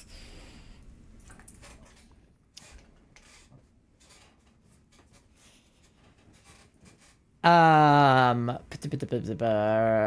recognize Japan voice actors instantly. Yeah. I will say I am pretty good at recognizing voice actors, like, not necessarily Japanese ones or English ones, but just, like, I'm very good at being like, I know that this character is being voiced by the same person who voiced this other character, even if I, like, don't know their name. You know, like, obviously I can do it with very obvious voice actors like Kristen Shaw, right? Like, I know her voice anywhere, right? She did Mabel. She's the little girl from Bob's Burgers. I think her name's Louise. I haven't seen that show, but I think she's like Louise from Bob's Burgers. And then she's the girl from BoJack Horseman. Like, her voice is very easy to pick out. But I can also do that with voice actors that are like less hard or less easy to pick out. I can, you know, I'll be watching a new anime for the first time and I'll be like, that is Deku. Like, that voice actor is also, you know, this voice actor from this other anime. I don't always do it successfully, but a lot of times I do. So why do you leave after attacking the dino and not when you see it? So, yeah, Sword and Shield is a little bit different than Violet, and also this specific type of encounter that I'm doing is different than other types of encounters in Sword and Shield. So the first thing you need to know about Sword and Shield is that Pokemon are not shiny in the overworld. So in Scarlet Violet, when you see a Pokemon, you know right then and there whether or not it is shiny by looking at it. That is not true in this game. And it's not true in most older Pokemon games. It's not true in BDSP or pretty much any game that came out prior to Scarlet Violet. It's true for Legends Arceus, and it's true for Scarlet Violet, and that's about it.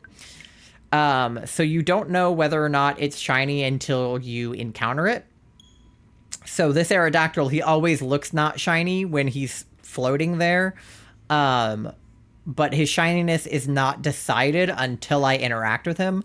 So it looks like I'm interacting with the same Aerodactyl over and over again. Like, if this was Scarlet Violet, this would be the same Aerodactyl over and over again, and he would never be shiny because I would constantly be interacting with the exact same Aerodactyl. But for this encounter, it's not. Just heard a gunshot. Whoa. Here? Yum. So his shininess isn't decided until I interact with him, which is why I encounter him first and then run away. And then the second thing that is different about this encounter than most Scarlet Violet encounters is that this is a special overworld encounter and not a normal overworld encounter within our neighborhood. Yum. So this is a special overworld encounter and not a normal overworld encounter. I'll show you what a normal overworld encounter looks like. Give me a sec. Okay, so see how he's right there? That is the only Aerodactyl in this whole game. Like, other than it in raids and stuff, that's the only Aerodactyl I am ever going to see. Because he is only ever right there. Oh, he decided to interact with me. Hold on, I'll show you in a second then. Wait, did I let that number go up? I don't know. I don't know if it counted that one because I was not watching. It's fine. So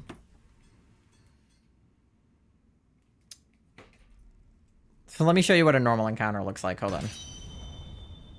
Sometimes he flies into me without me wanting him to. Okay. Let me go this way. So... Ugh, not you either. Ugh. Hate that guy. That guy sucks. Okay. Not him either. That's a Nidoking. Unfortunately, the area I'm in has a lot of special overworld encounters and not normal ones.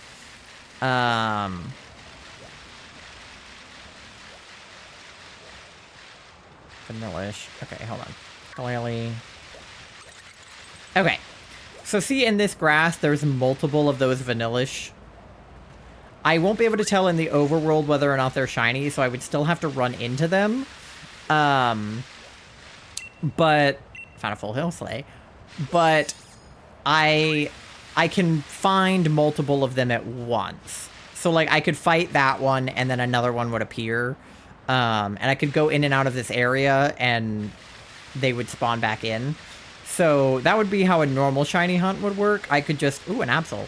I could just run away and then go back to that area, and there would be more. Because that's just a normal overworld encounter, like this Absol. But because the Aerodactyl is not a normal encounter, there's only the one. And he only spawns once a day. So if I were to kill or catch that Aerodactyl, I would have to wait until after midnight to kill or catch another one. Whereas for most spawns, that's not the case. Oh my god, a Vaporeon. Hello.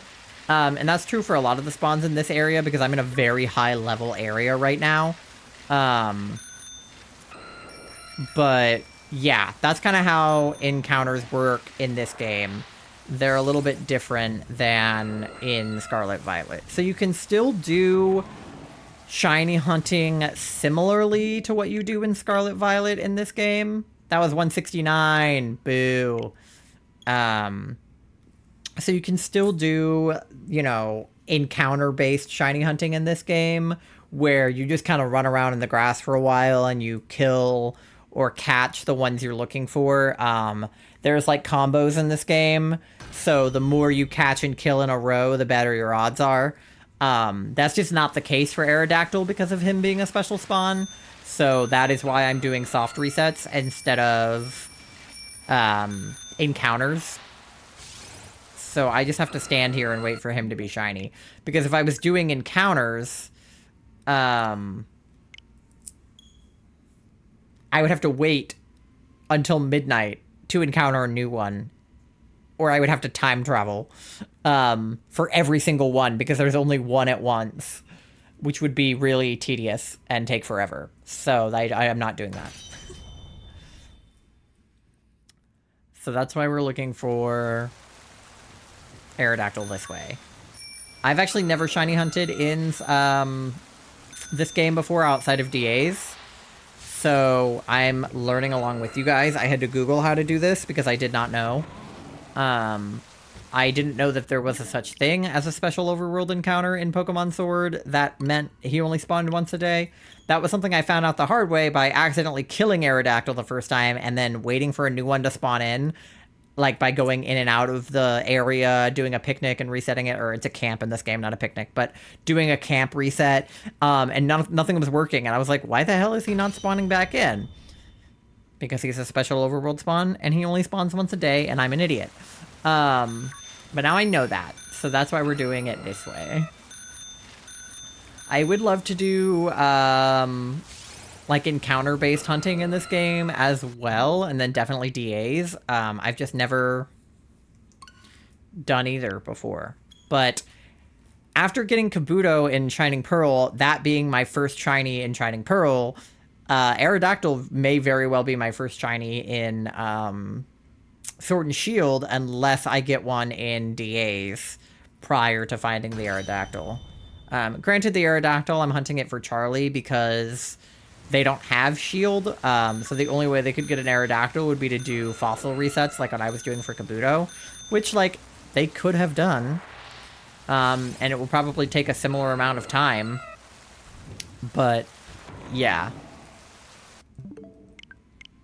So, I'm just doing 2 soft reset hunts in a row, I guess. But they're different types of soft resets, so I feel like it's still a different type of hunting. I mean, they're different games, different types of soft resets, different Pokemon. So, yeah. And then I definitely want to hunt for the rest of the fossils in Violet. Like, I can get Cranidos and Shieldon. I think one of them is in Scarlet, one of them is in Violet, so I would need to do a Onion with Charlie, but... Oh, and the reason that I'm ringing my bell at him is because since he's a flying Pokemon, sometimes you can't encounter him because he's flying above you. But if you ring your little bell, he'll come down. I don't know why. That's just a feature of this game. I also had to Google that because I didn't know.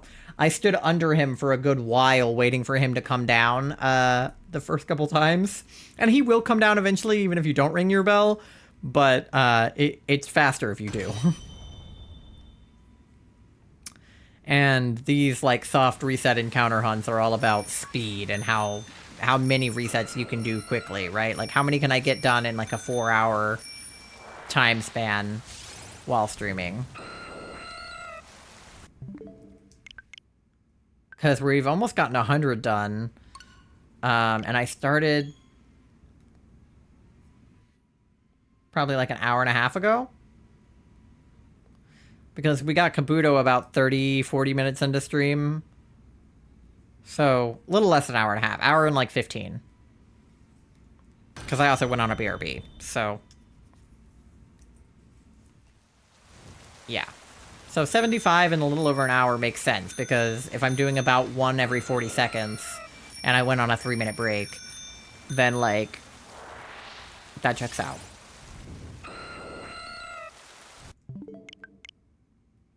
But yeah, I really need to, like, revisit Pokemon Sword. It's an awesome game. I just kind of blew through it because I wasn't playing it on stream.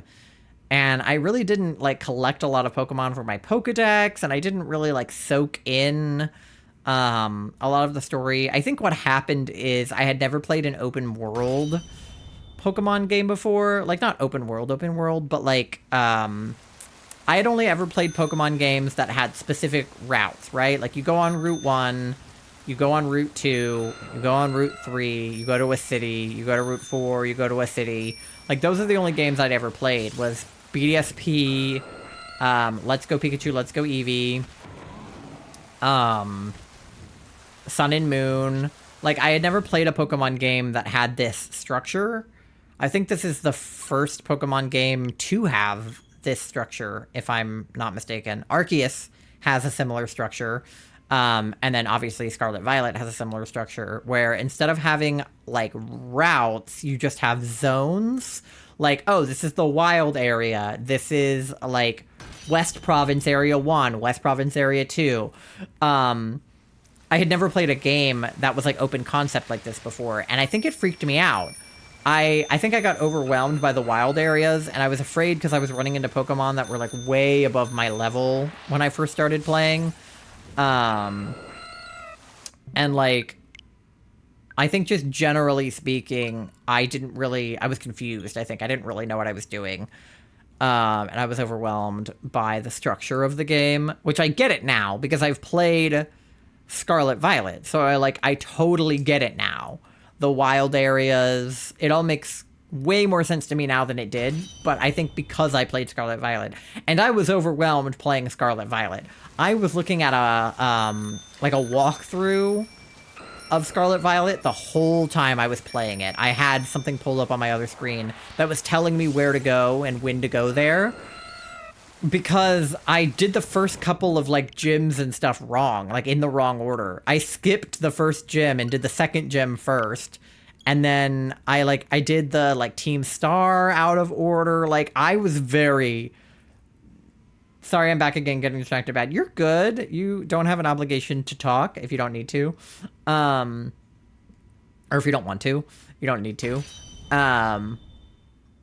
But I definitely did not know what the fuck I was doing when I first played Violet. So I think that's what happened in this game, and because I wasn't streaming it and I didn't have a walkthrough, I kind of just got overwhelmed and went from gym to gym and didn't do anything more than that.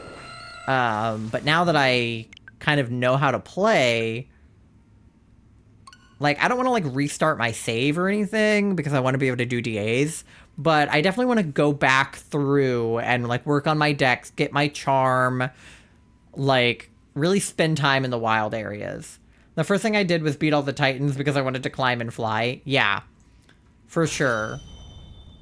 I mean, in order to do some of the gyms and some of the Team Stars, you have to do the Titans because you have to unlock the ability to swim and fly and stuff. If you don't have those abilities unlocked, you just can't get to some of the areas you need to get to. So doing all of the Titans first is definitely a valid way to do it. I tried to do every stream. I tried to do at least 2, sometimes 3, depending on the stream. Plot-based battles, which is to say, on some streams I would do a Titan and a Team Star, or a gym battle and a Team Star, or a gym battle and a Titan, or one of each, or 2 gym battles, or 2 Titans. I would try to do 2 things each stream, and then sometimes I would do only 1, or sometimes I would do 3, depending on, the pace that I was going that particular day. But that method worked pretty well for me. And just kind of taking my time in that game and spending time in each area and getting to know the area, taking time to level up, that helped. I had a screenshot of the order to do everything, and then I did the Titans first and then did the gyms and didn't do Team Star until recently. Yeah, I also had a screenshot of the order to do everything in, and I tried to follow it for the sake of the story, because I was doing it on stream, so I wanted it to make sense to the people watching. Not that I think it wouldn't have made sense if I had done it out of order, but I think doing it in order, gym battles 1 through 8, Team Star 1 through 5, Titans 1 through 5, I think that made it easier than just completely jumping around and doing everything out of order. Because I think that was overwhelming for me, doing it completely out of order. So doing it in order, I think, helped my, autistic brain. Also, because you have to level up your Pokemon accordingly to the battle you're doing, right? The first gym battle against Katie, her Pokemon are, level 20? And then you get to the end, and you do the last gym battle against Grusha, or whoever's last, and you're fighting level 50, right? So it would be impossible and also crazy to do, a level 50 gym battle first unless you already had level 50 Pokemon on you, which you wouldn't unless you had just been grinding or, had transferred Pokemon in or something, which obviously I had not done in Violet. So I tried to do things in order of the level that I was. And the Team Stars are the same way. They get harder as you go on, and the Titans get harder as you go on. So doing the hardest thing first would have just been stupid. But doing Titans from the easiest to the hardest, and then doing, Team Star from the easiest to the hardest, I think that would have worked also. Especially because most games prior to Scarlet Violet and Arceus only had gym battles. Like, there was no Team Star. There was no, like Titan Pokemon. That wasn't really a thing, that you could, like, do. Most games only ever had that first 8 gym battles, and then maybe they had, like, another side quest or something that was unrelated. But there was never, like, a structured thing, as far as I know. Correct me if I'm wrong. But, there wasn't, like, a method to that before. So doing the gym battles first also would have made perfect sense. Just doing gym battle 1 through 8 would have made sense because that's how every other game has been laid out until Arceus. So sometimes I do the hardest first so that the rest are a breeze. Hey, I mean, if you have the Pokemon, the levels you need them to be to do the hardest one first, then, you know, do it. But I think because I only had, like, level 10 Pokemon at the beginning of the game, I wasn't going to go fight the hardest Titan. I would have gotten my ass kicked. So... And it helps to do... Asha! Welcome in, gamer. How's it going? Welcome in, Asha Pals. Asha Pals raid. Thank you for the raid. I appreciate it. Charlie, if we can get a shout out for Asha or Megan, whichever one of you wants to do it. Raiders, welcome in. My name is Ty, or self-titled. I am a variety, but mostly Pokemon streamer here on Twitch. My pronouns are they, them. And right now we are doing resets for Shiny Aerodactyl in Pokemon Sword. Phantom Trainer KJ, thank you so much for the follow. I appreciate it. It's good to see you. I hope you're all having a good Thursday. That is me. It is. Asha, how was your stream? What were you guys up to? Oh, Tom Nook won the Jump Catch game. He's taking his own money. I love the Animal Crossing stream avatars. Thank you. I love them too. I started out playing a lot of Animal Crossing. How does the bot win the Jump Catch game? I don't know. Dude is fucking rigged. He rigged it. He's trying to recoup his costs. Masuda and Carvana, still nothing. Oh, gotcha. Yeah, we started out stream doing soft resets for Kabuto, actually, in BDSP. We were doing the reanimating of the fossils thing. And then literally, 30 minutes into stream, we got him. So I am now the proud owner of a shiny Kabuto. And now we're doing resets for Aerodactyl because I was doing Kabuto as a Fossil Week hunt, and then Aerodactyl was my backup Fossil Week hunt, and even though Fossil Week is over, I'm kind of enjoying the fossil hunting anyway. So we're just looking for Aerodactyl. I hope you're having a bootylicious day. No, you. Oh my god. I hope that all of you raiders are having a bootylicious day. If your day has been too bootylicious and you need to raid and run or raid and rest, I totally understand. Definitely take care of yourself. Hot people, raid and rest. Get some water. Get some food in you if you need it. Get some rest if you need it. But if you do want to hang out, I would love to have you. Raiders, if you can, refresh your page so that you count as a viewer. That would be sick. And if you're on mobile, you can just double tap my profile picture and that will also refresh it. It just helps for CCV and discoverability and things like that. So, it takes 2 seconds to do. If you can, I would appreciate it. My day has been booty, waiting for something licious to happen. Oh, nar. Well, I hope that my stream can be licious for you. I mean, me finding Kabuto was pretty licious. That's my second shiny of the day, because I got shiny Corphish this morning. So, I'm kind of vibing. But I hope that your day is more licious than booty. I hope that you all have very licious days. But yeah. I love that guy. That's one of my favorite emotes ever. That's me. Come down here, you bastard. Okay, there he is. Also, Asha, I hope that you get your Carvana soon. How many, are you on for him? I feel like you've been looking for that guy for a little while now. How many eggs have you hatched this time? Because mine was 1,700 something? Or 1,400 something. No. 17. I can't remember. It was 1,000 something. 935. Okay, all right. So you're still pretty. I mean, not under odds because 512 is odds, but you're still under 1,000. You're under double odds at least. Hopefully you won't have to go double odds. It took you 1,000 for Kabuto. It took me 730 for Kabuto. It took me 1,000 something for my Poliwag, my Masuda hunt. He's Masuda hunting for Carvana, so he's hatching eggs. And that was my Masuda hunt. Went about, I want to say it was like 1720 or 1420. It was one of those two. Something like that for my Masuda hunt. I was like 3 times over odds, I think. Yeah, so it would have been over 1,500. So I think it was 1720. Yeah. Because Masuda odds are supposed to be 1 in 512, but anyone who has ever done a Masuda hunt will tell you that that's just not true.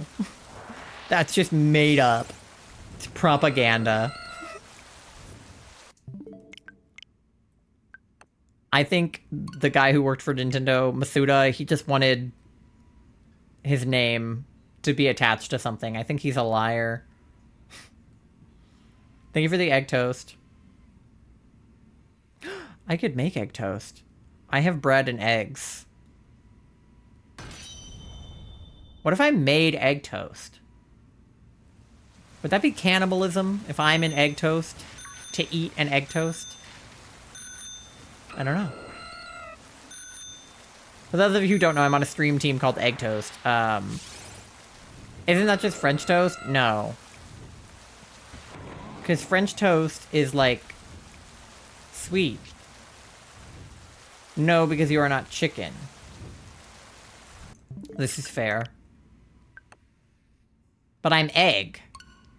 So if an egg eats another egg, isn't that kind of like a person eating another person? Or a chicken eating another chicken? I don't know.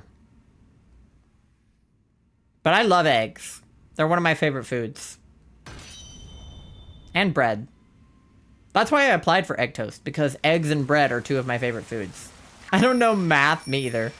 That's why shiny odds always elude me, because I'm like, shiny odds are 50-50. You either get the shiny or you don't. Fuck this 1 in 4096 bullshit. That Aerodactyl, he had a 50-50 chance of being shiny. I'm slowly starting to like egg. Oh, do you not like egg? I know eggs can be a texture thing for a lot of people. I used to not like certain kinds of eggs. I could only eat them prepared a very specific way. I've come around on other types of egg that I had not had previously. Like, for instance, I would never have eaten an over easy or like a fried egg. And because I didn't like the fact that the yolk, like, was basically not even cooked. But now I really like a fried egg on like a burger. Like over easy. Not eating egg itself, but like on a breakfast sandwich. Oh, I love a breakfast sandwich. I used to not, but this is kind of a bad example because I don't support McDonald's, and McDonald's is part of the boycott and Free Palestine and blah, blah, blah. But when I was younger, I really enjoyed like an Egg McMuffin. I love like a good English muffin with like egg and cheese on it. Like something about the way that McDonald's makes their eggs very round is like just very enjoyable to me. That being said, fuck McDonald's. fuck Israel, free Palestine, all that shit. But they make a mad good egg McMuffin. It's the same thing with Chick-fil-A. Like, fuck Chick-fil-A, fuck conversion therapy. But chicken minis are really good. And I don't eat there. I don't eat at either place. Like, I'm not saying, oh, but the food is so good, so eat there anyway. Don't eat there. However, their food is good. Like, I hate to say it. I low-key want to try an omelet. Ooh, I love a good omelet. I don't put a lot in my omelets, mostly because I'm vegetarian, so, like, most of the things people put in omelets, like ham and whatnot, I don't eat those things, but I love just, like, cheese and maybe, like, spinach. I love a spinach and cheese omelet, or, like, maybe some tomato. I love going to omelet bars, on, like, the cruise ships. Those are pretty good. And I like burgers, veggie burgers with eggs on them and stuff. I used to really like, as a kid, and I still do like, but as a kid, like, one of the types of eggs I would eat was hard-boiled. I love it when my mom would, like, hard-boil eggs for us, and I would just, like, pop them into my mouth. But I don't like the way that the yolk... I don't know if it's the texture or the taste or a combination of both, but I don't like yolks in hard-boiled eggs. So sometimes I would pop the yolk out, and it would just be like a little yolk ball, and then I would eat the egg white. And like deviled eggs at like parties, I would do the same thing. I would just like pop. I would literally like turn it inside out and like pop the yolk out of a of like a deviled egg and just eat the egg white because I'm an insane person. Ayo Blue just let out the craziest meow. It was kind of freaky. Mandy did that the other day. She like just like really let out like a loud meow. It was because Nova was harassing her, so it was like rightfully so, but it was like loud. Right now she is curled up on the beanbag.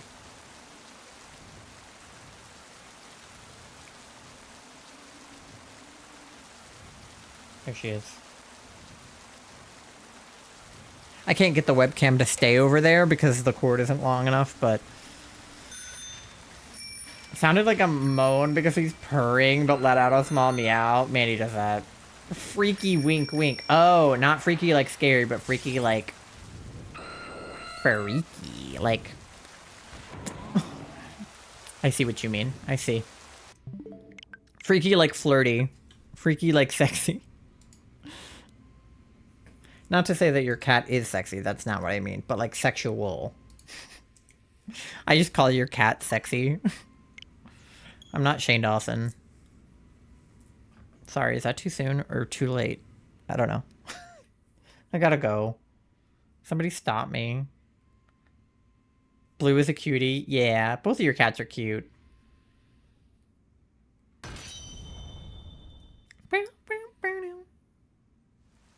I forgot about that. Bye. I mean, to be fair, like, I'm not a Shane Dawson apologist, but, like, to be fair, he, as far as we know, he didn't actually do that. Like, that's just, like, a thing that people say because he made a joke about it. Like, it's still gross to joke about it, but, like, people that are like, he fucked his cat, like, he, as far as we know, he didn't actually do that. Like, I can't say with, you know, full certainty that he didn't do that because I don't know him. But, like, I'm pretty sure that's just, like a joke people took too far. It's like the thing about JD Vance, like, fucking a couch. He didn't say that he did that, and he probably didn't do that. But we can't confirm 100% that he didn't, which is why people love to joke about it and say that he fucks his couch. Just because it's such an absurd thing to say. But that rumor came from Shane Dawson on a podcast talking about, like, he, like, made a poor joke about, like, having sex with his cat. But we're 90% sure he didn't mean it. Which doesn't mean it's okay, but it's better to joke about fucking your cat than to actually fuck your cat, I guess. Like, both are bad, but I think that one is objectively worse. Don't do bestiality. That's wrong. PSA. How did we get here? I started it. I started it by saying that I'm not Shane Dawson. I started it by accidentally calling a cat sexy. That was my bad. Come on, come down here. There, thank you. We're over 200. Let's go. I don't know how many of these we'll do tonight. It's only 10:30, so I'll be live for another, like, hour and a half. So, like... another 100? At least? We'll try to get to 300 and see what happens. That'll be our target. Let's try to get to 300. And then see how it goes from there. This was our imagination. Aerodactyl. Alright. I keep forgetting to close it when he's not shiny. I'm just, like, still looking at him.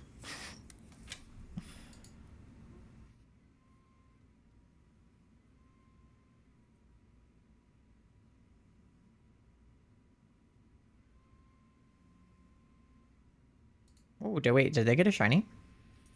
My friend is doing DAs. Oh. No, that was their old shiny. Okay. For a second I thought they had gotten the shiny, and I was like, wait. Is this part of Fossil Week? Yes and no. So, technically Fossil Week ended, because it's been over a week. So, technically it's no longer Fossil Week, which is why the stream was called Fossil Week Overtime. Because Kabuto, I started during Fossil Week, but we didn't catch him during Fossil Week, so I kept doing the hunt anyway because I wanted to get him. So Kabuto was part of Fossil Week, and then Aerodactyl was our backup plan in case we got Kabuto before Fossil Week ended. Because Aerodactyl is a fossil Pokemon. So... like, he would have been part of Fossil Week if it was still Fossil Week. But now he's, like, part of Fossil Week Overtime. So, like, yes and no, I guess, is your answer there. Like, yes, because he's a fossil, and it's, like, the week after Fossil Week, but, like, no, because it's the week after Fossil Week. If that makes sense.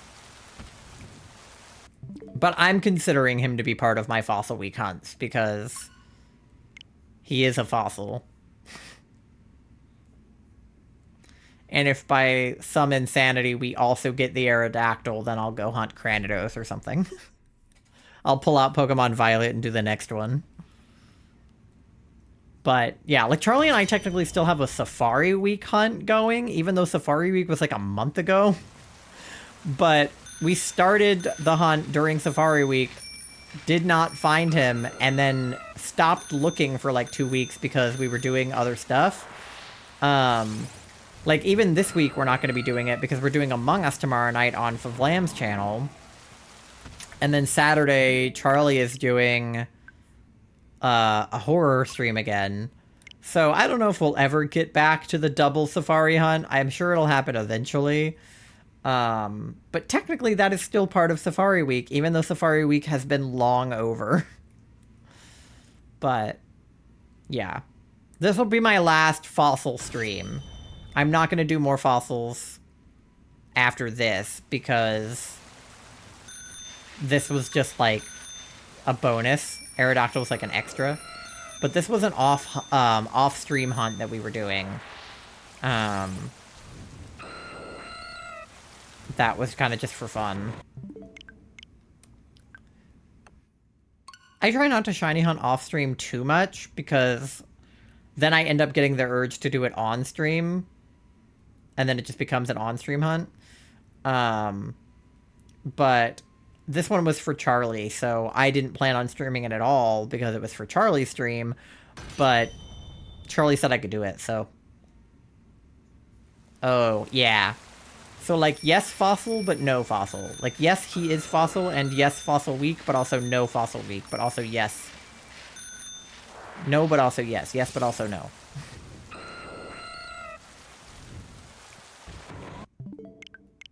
The thing about Fossil Week and Safari Week and Week of Legends and things like that is like a week is like not long enough a lot of the time to do your full hunt, especially if you're me and I only stream twice a week shiny hunting and then once a week doing something else.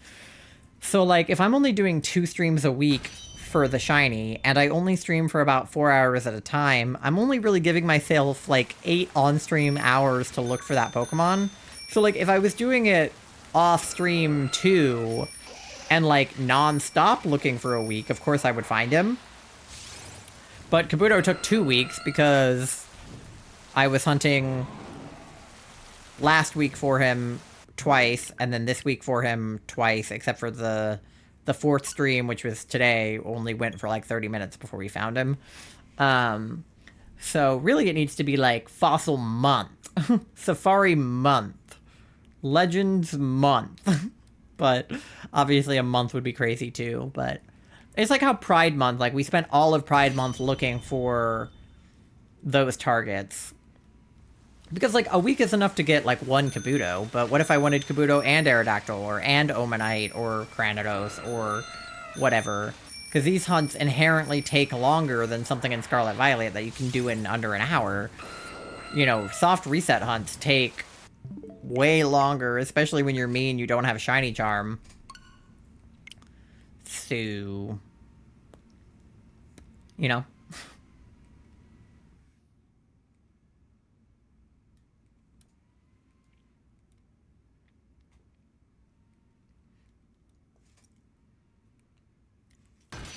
But we'll see if we can pull an Aerodactyl out of our ass. I think, you know, maybe we can get this guy in like 512 or less, but maybe not. I don't know. What do I know? Absolutely nothing. But that's what I'm gonna aim for. I'm gonna aim for under 1/8 odds. That would be great. It'll probably be closer to 1,000. Hopefully not closer to full odds, but I think I watched a video of somebody else doing this hunt so that I could like learn the process for it, and I want to say he got his in like 700 something, which is what I got Kabuto in, so maybe they'll both be like 700s. I don't know. I mean, it's like totally random, you know? Like, it is math, but it's also completely random how quickly, you know, because the odds are the same. They're both 1 in 4096, but where in the 1 in 4096 that you find it is like totally random, you know? Like, is it going to be in the first 100? Is it going to be in the last 4,000? Like, you could find him at any point in between 1 and 4096, or not find him at all between 1 and 4096, and, you know, not find him until 10,000, God forbid. So, shiny hunts are funny like that. It's like, yes, the math indicates when you should see one, but it doesn't actually tell you when you will. And then, like, Scarlet Violet odds are, like, broken. You know, you are, like, almost guaranteed to find the shiny you're looking for if you have a sandwich and an outbreak. And if you don't have a sandwich and an outbreak, you can still find it pretty easily with just an outbreak or just a sandwich. So, you know. Unless you're Rye, and you're looking for a tandem mouse that it will evolve into a Maushold, that is a family of 3? I think he's looking for a family of 3. Because you have like 1 in 100 odds for that to happen. Alright, we're at 215. Good luck to them. Yeah, they're going through it. I think they're already at like 90 some, so they're close to their odds. Because it's 1 in 100 for that. And by 1 in 100, I mean 1 in 100 shinies. So they have found like 90 shinies, and none of them have evolved into a family of 3. So they're going through it. But I have an ad coming up in a couple of minutes, so I am gonna go on a quick BRB. I might grab something to snack on. And I will see you guys after that. Do your checks if you haven't gotten them in. Get yourself something to eat, something to drink, use the potty, do whatever you gotta do, and I will see you in like 3 minutes. Okay.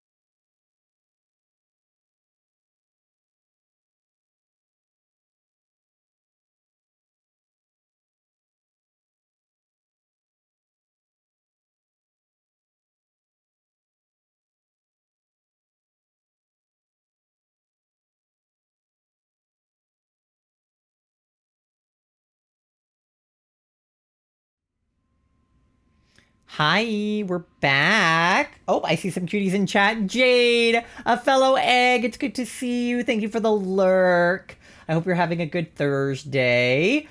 80% smelly. Megan, you're still so smelly. 97% gay. At least your gay improved. 83% EP. That sounds about right because I did find Charlie knocked out when I was on BRB. But yeah, all right, let's get back into it. I did not grab a snack. I forgot, but that's okay. I am kind of hungry though. I didn't eat dinner. Charlie, while you're conscious, can you like microwave me some food or something?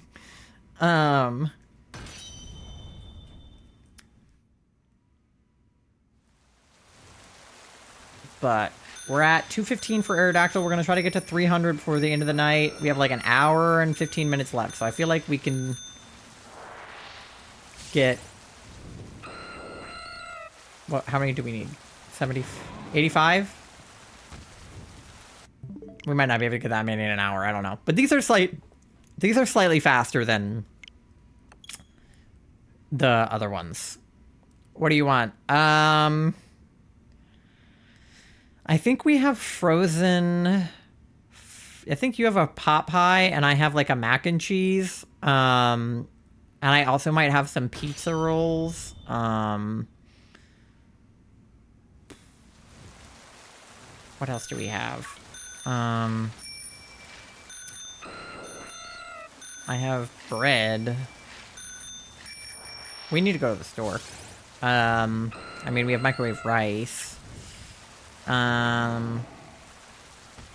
Yeah, I mean, if you could just, like, microwave either, like, my mac and cheese and you do your pie, or, if you want to save your pie, then if you can do, like, some pizza rolls, either air fry them or microwave them. Either way is fine.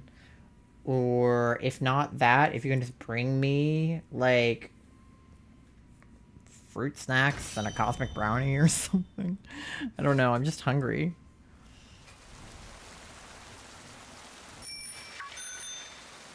Because the only thing we have is ramen, but I don't even know if I have a clean pot to boil water in.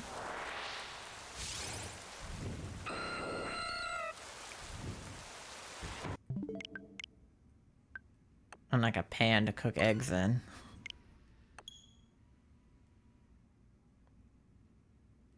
We might need eggs. I know we have enough for like one batch of ramen, but we might need more eggs at the store after we make ramen.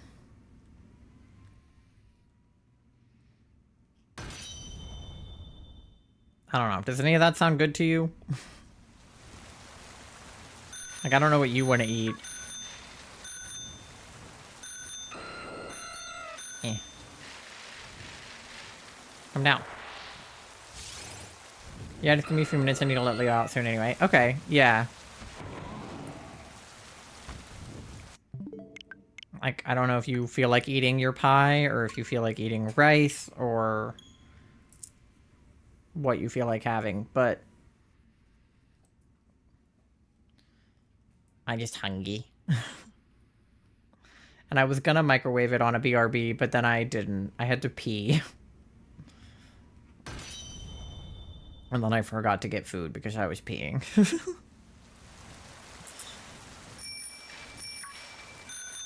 Also, food is downstairs, but toilet is upstairs, so...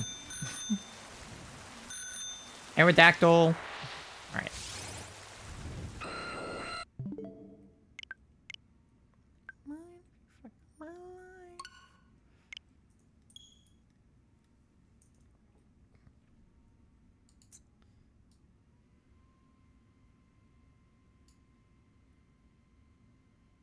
Alright.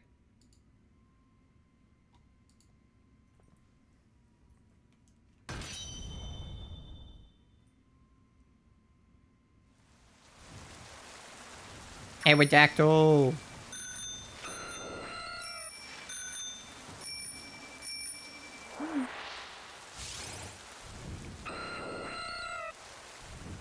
Not shiny. What a loser. What an idiot.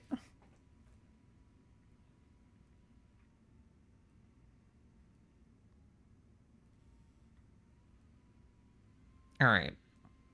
My brain just like went black for a second there, and I forgot all words that exist.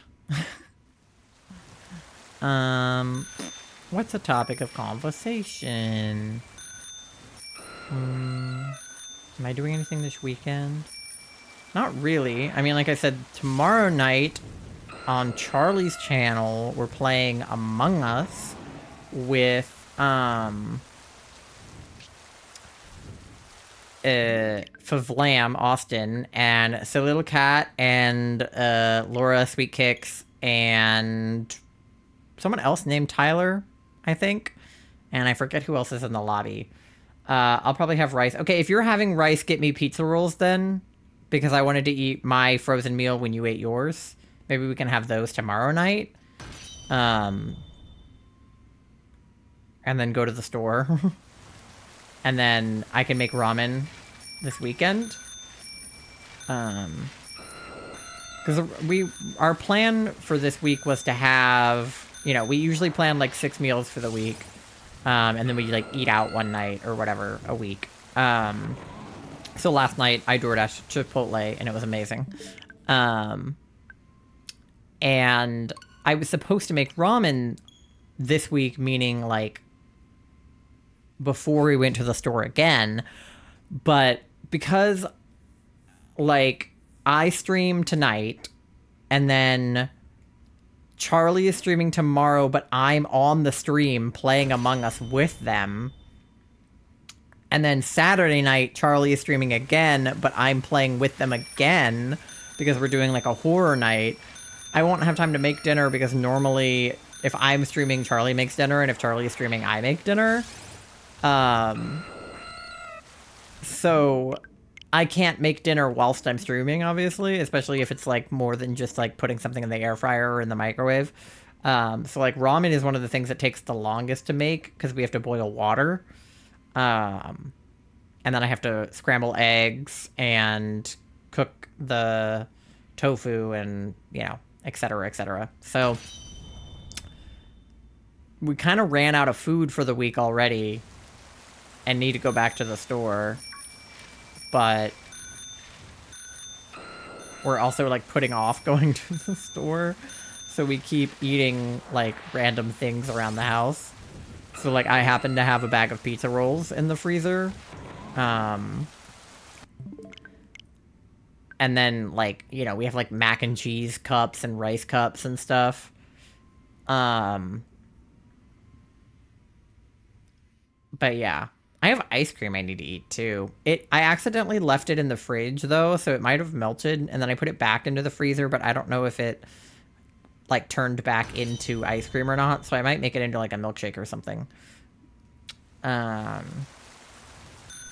If the texture is not edible. But we'll have to see.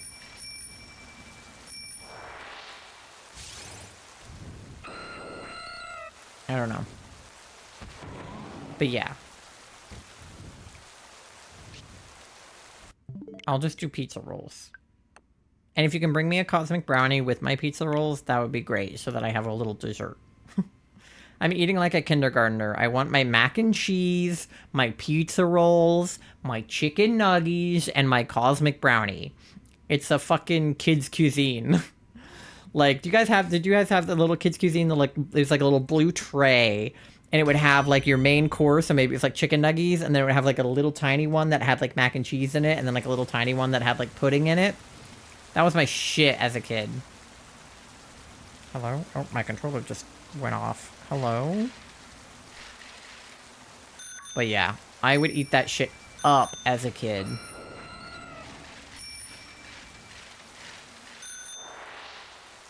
So, that's me now.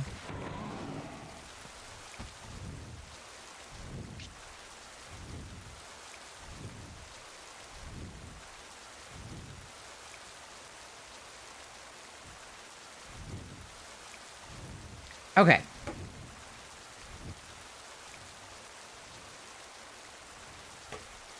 He's not shiny, so we can leave.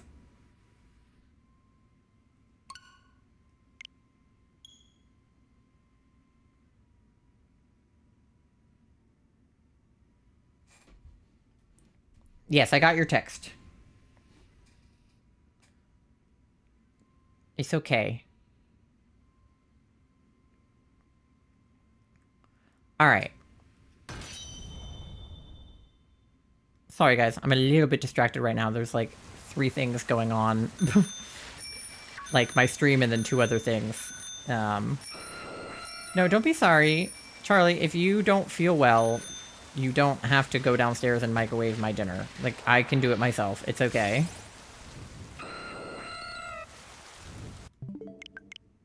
Don't worry about it. When I ask you to do something, there is always going to be the caveat of if you feel well enough to or if you can. Like, me asking you to do something is not, like, I'm not your mom. It's not like a command. It's not, Charlie, go downstairs and microwave my dinner. It's, hey, I'm streaming. I can't really do it right now. Would you mind microwaving my dinner for me if you're feeling up to it? If not, it's fine. I'll do it on my next BRB or after stream is over. Like, you're fine.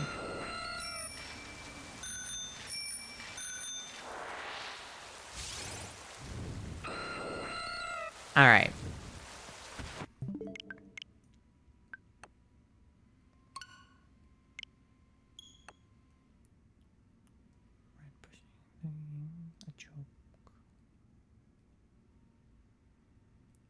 Alright.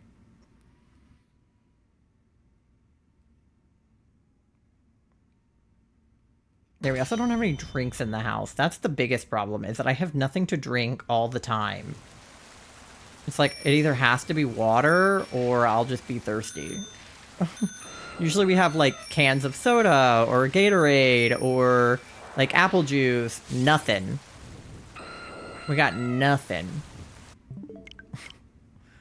We got no food, we got no drinks. The house is foodless.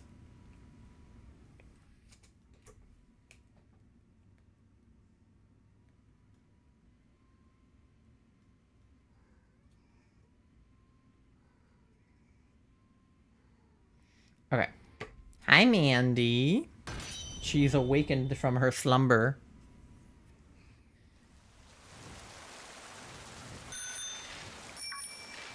Beep. Beep.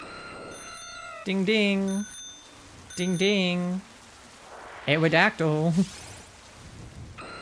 Hello.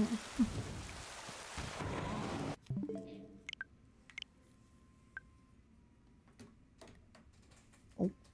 Mandy is like going under my legs. Girl. She's so silly. She's such a silly little girl.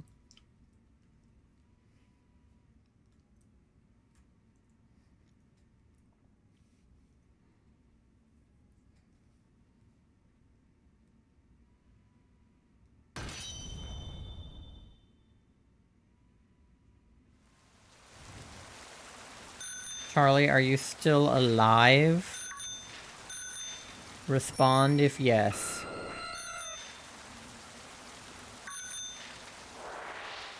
Respond if alive.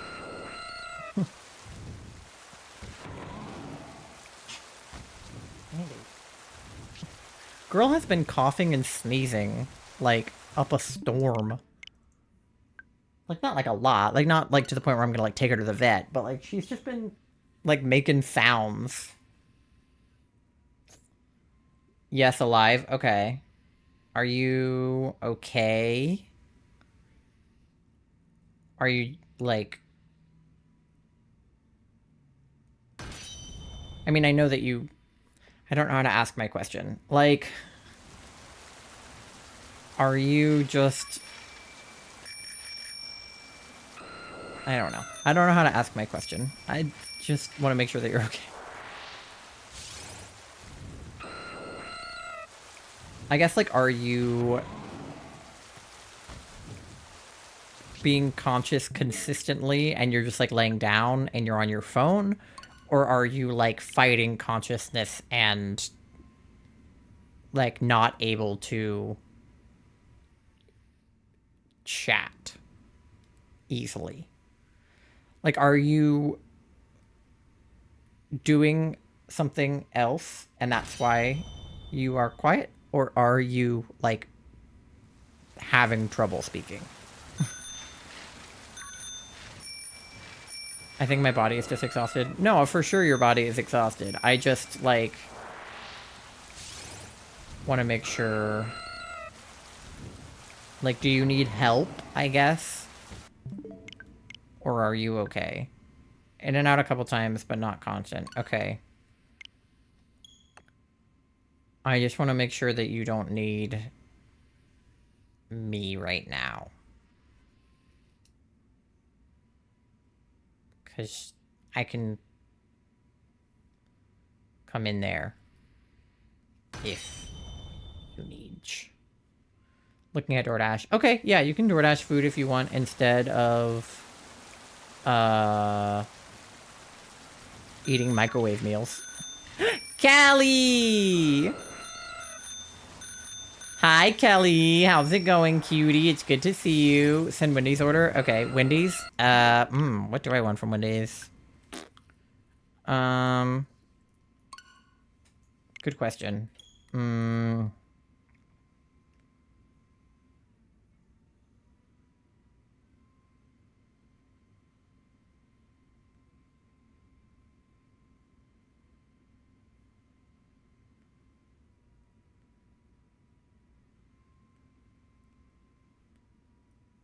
Okay. Sorry, I'm texting Charlie my Wendy's order. Okay.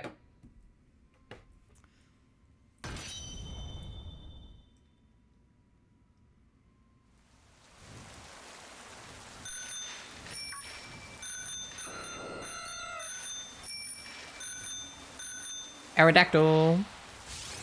Oh my god, the gritty goose. I love him. I love the gritty goose. I want that emote.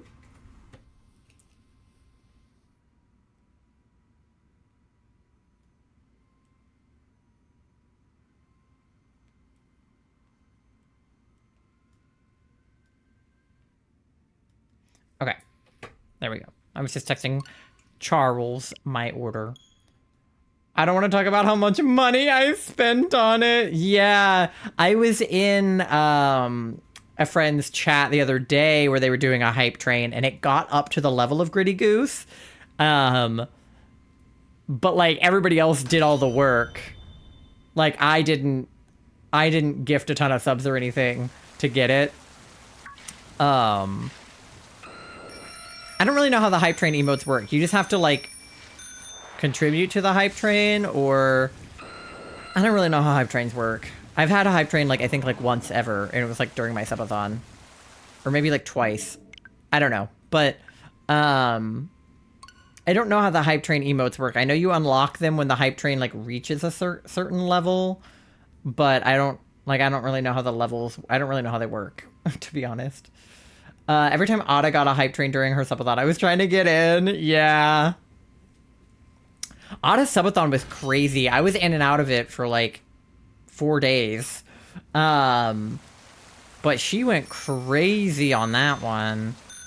I've always, like, kind of wanted to do, like, a long subathon like that, but I, like...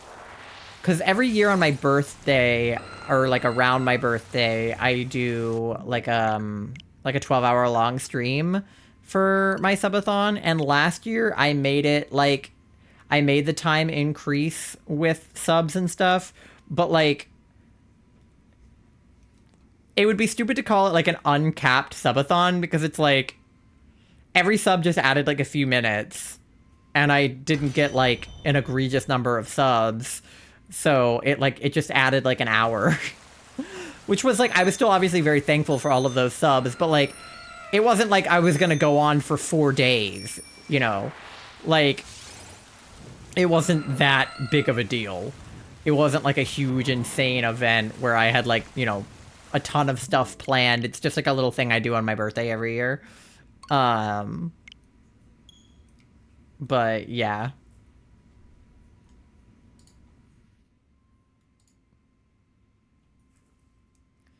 But I was very proud of her. I hope that she is resting so much right now. Because you have to, like, sleep during those things. But, like, you don't really get to, like, sleep well, I fear. Come on.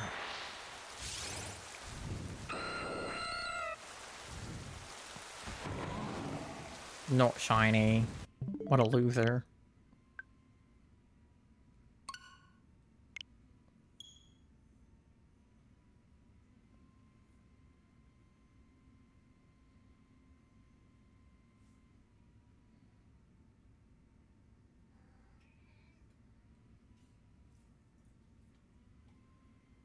All right. Let's... All right, we're at 240. We need to get 60 more. Yeah, and we have an hour. I think we can do it. Because we're doing these, like, fast enough that I think we can get, like, one every, like, minute. Okay. Especially if we, like... If I put on the speedrun music for the last, like, bit, we'll definitely do it. Because the speedrun music, dead ass, I think it made me go faster. I really do. It's they put some kind of drug in the speedrun music that just makes me click faster, even though I feel like I'm spamming A as is.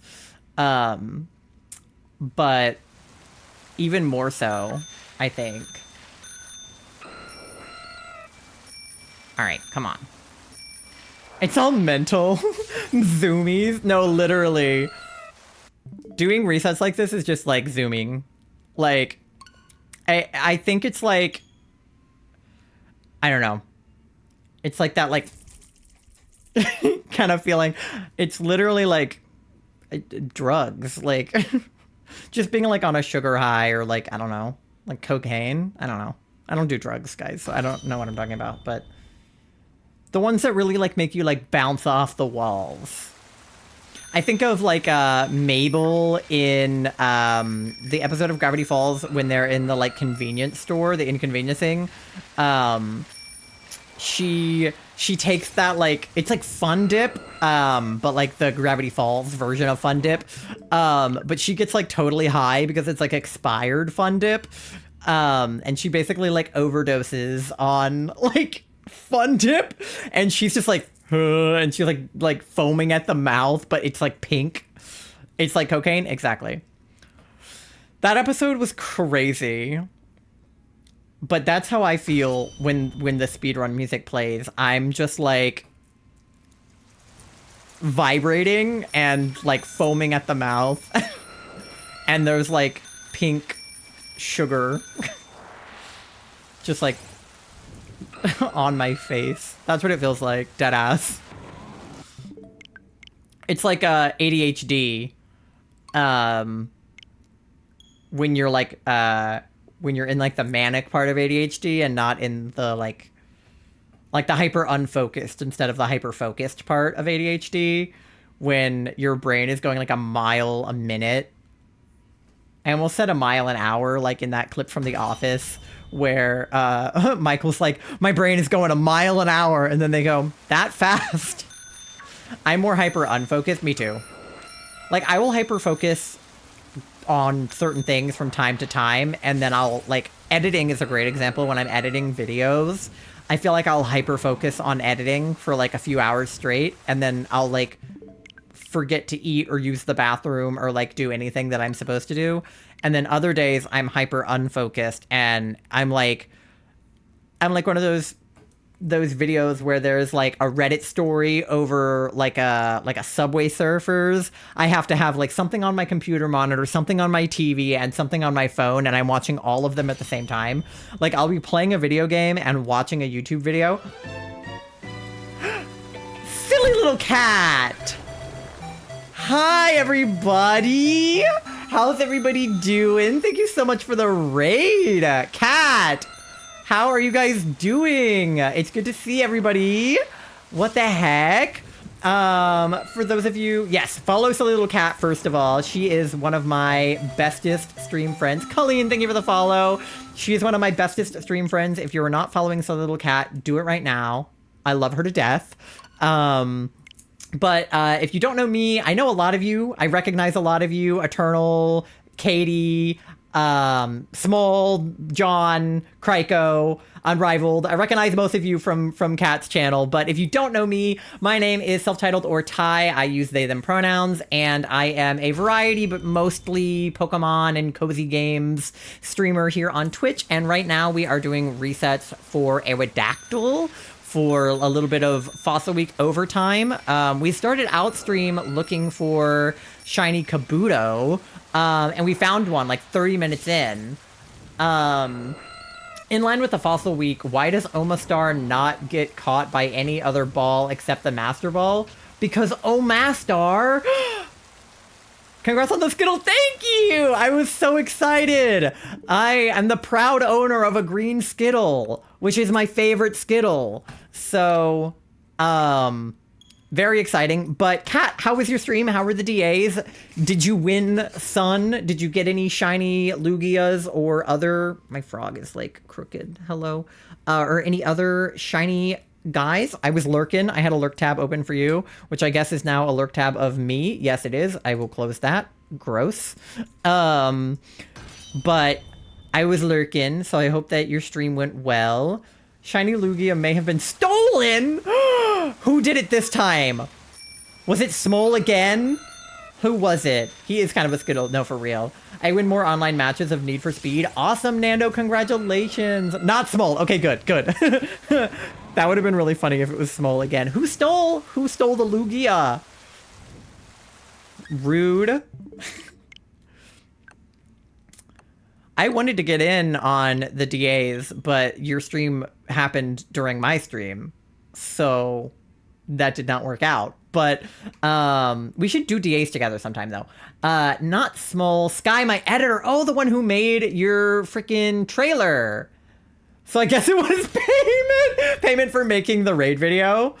Yeah, that's really funny. No, that's good. I like that it was a mod and then it was an editor. Like, it's all people that sort of like work for you.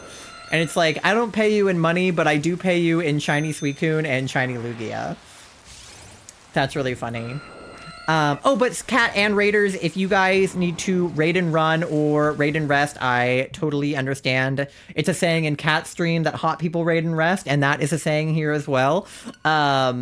If you are going to stick around, I would love to have you. I love lurkers. I love chatters. Either way, if you guys can, click the little refreshy button on your browser or double tap my profile picture so that you count as a viewer. That would be so super cool because, I don't know. I don't know why it matters, but it does.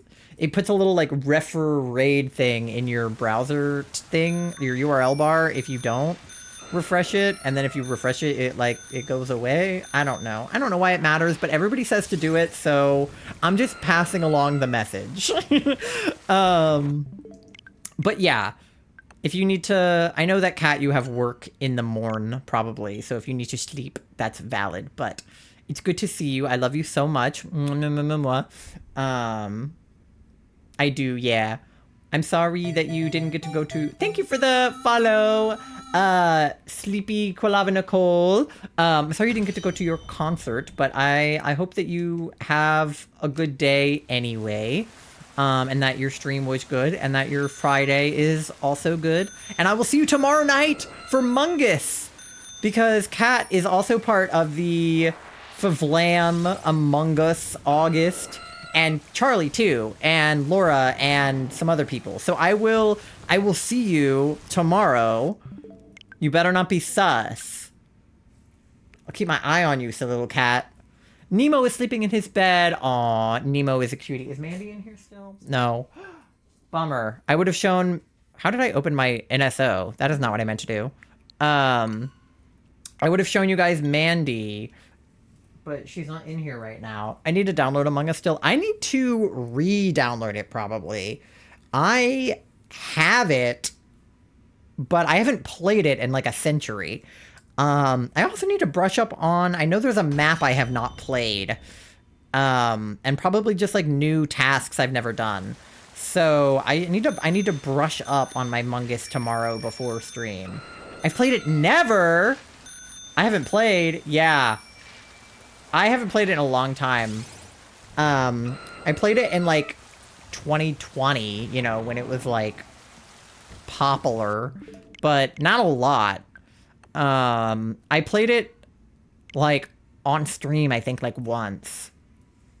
I gotta go now. After Rick and Morty the anime, I'm sleeping. Okay, good night, Nando. Thank you for hanging out. Tuck Nando in. Tell him good night.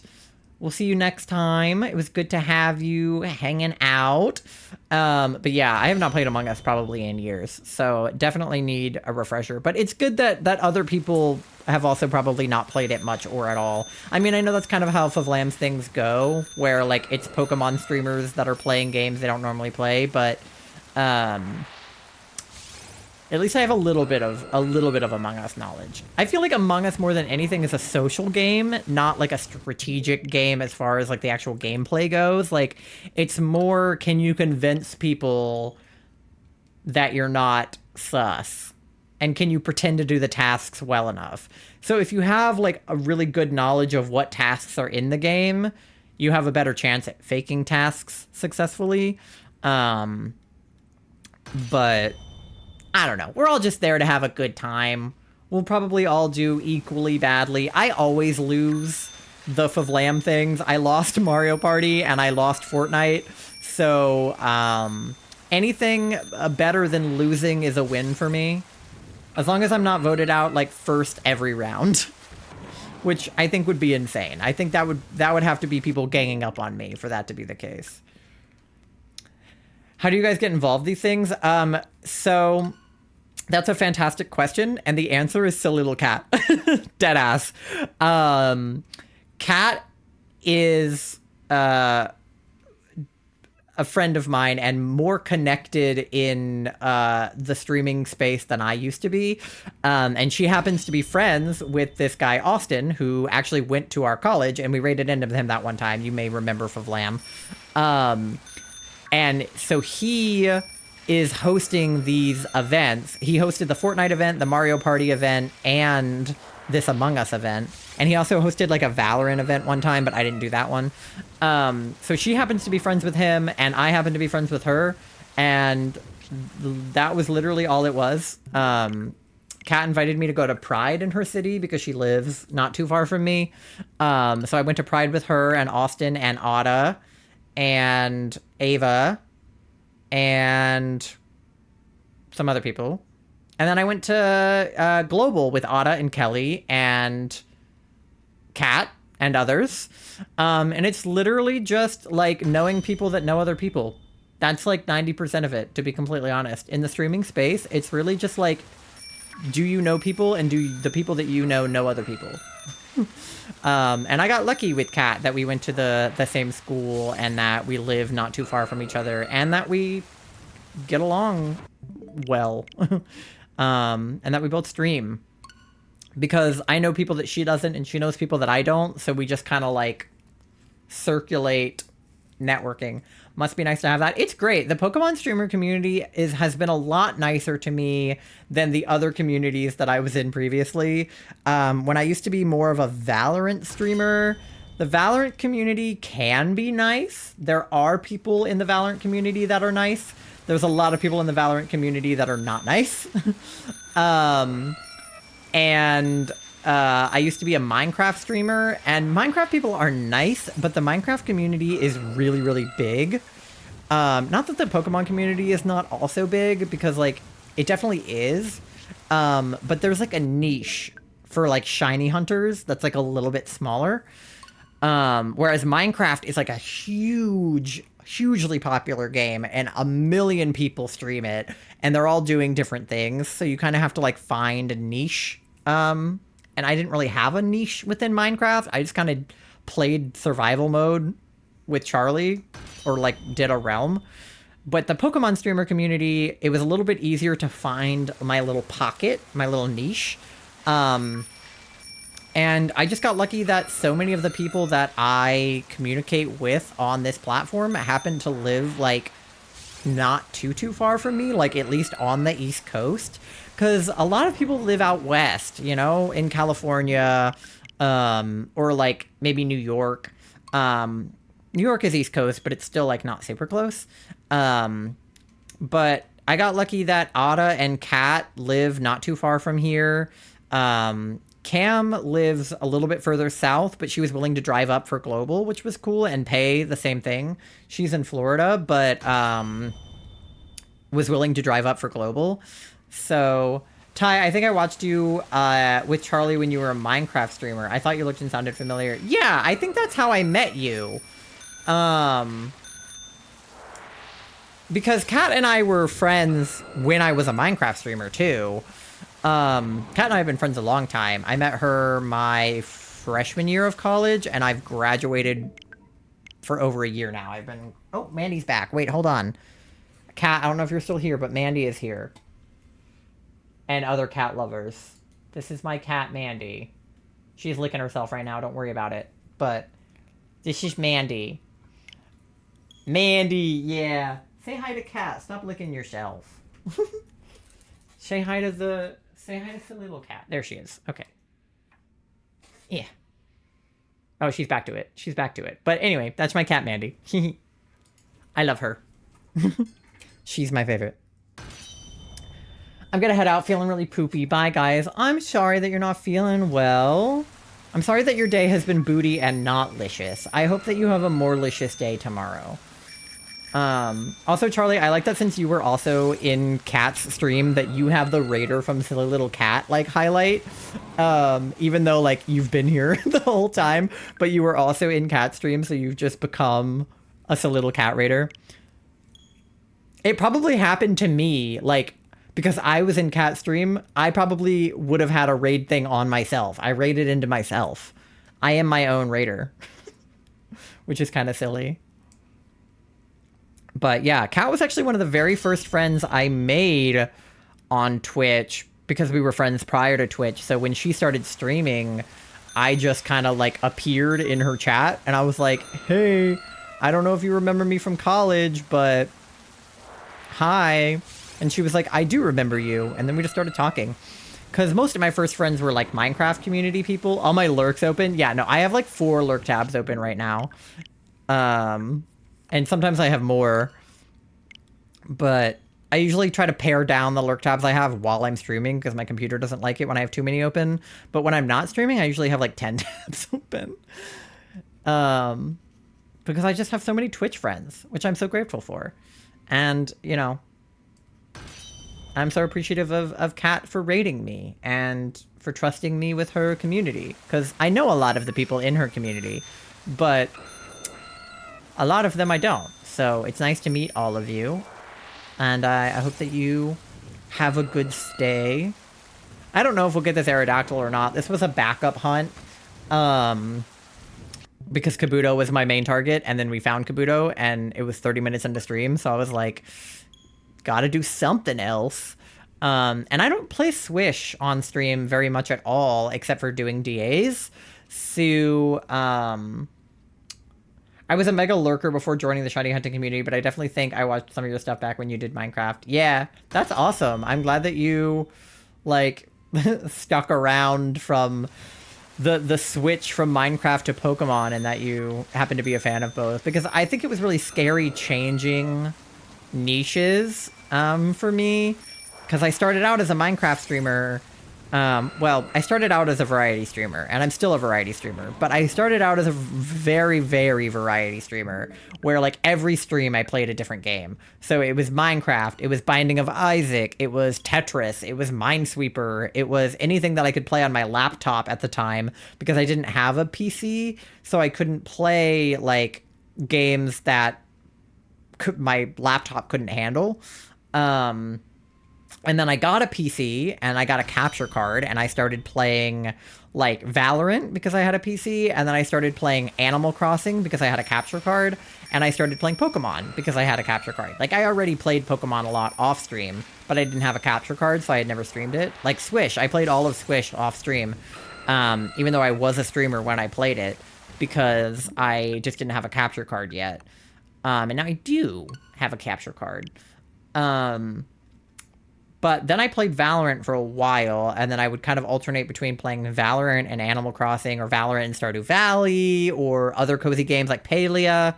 And then when I started playing Scarlet Violet, that was really when it, like, clicked for me that, like, I liked streaming that more than I liked streaming Minecraft or Valorant. Like, I like playing Valorant and I like playing Minecraft a lot, but I realized that I enjoyed streaming Pokemon a lot more, and that I liked the people in the Pokemon streamer community a lot more. Not a lot more, but, like, definitely more. And that I never shiny hunted, ever, until, like, I don't know, maybe a year ago, not even. It was actually Kat and some other streamers that shiny hunted that got me into it. And I started shiny hunting for the first time in Scarlet Violet and making a sandwich and, like, doing that whole ordeal. And then I realized that I loved it, that I love shinies and that I loved shiny hunting, because I used to not get it. I remember asking, I think it was in Kat's stream or somebody's, I remember asking, like, what's the point of shiny Pokemon? Like, why are we hunting them? Like, what are they, do they have better, like, IVs, or are they better in some way than normal Pokemon, or do they just look different? And they were like, oh, they just look different, but you just get, like, a rush of serotonin when you catch one that makes you want to do it again, or, like, dopamine, I guess. You just get, like, a rush of dopamine when you catch one, and it just makes you want to do it over and over again. And I was like, oh, so it's like drugs.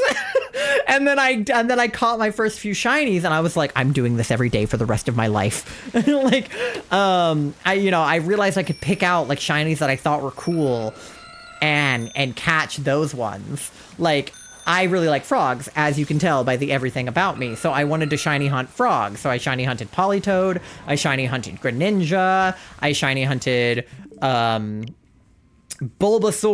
I like every frog. The only one I have left is Palpitoad and Seismitoad now, because I shiny hunted all of the rest of the frogs in the game.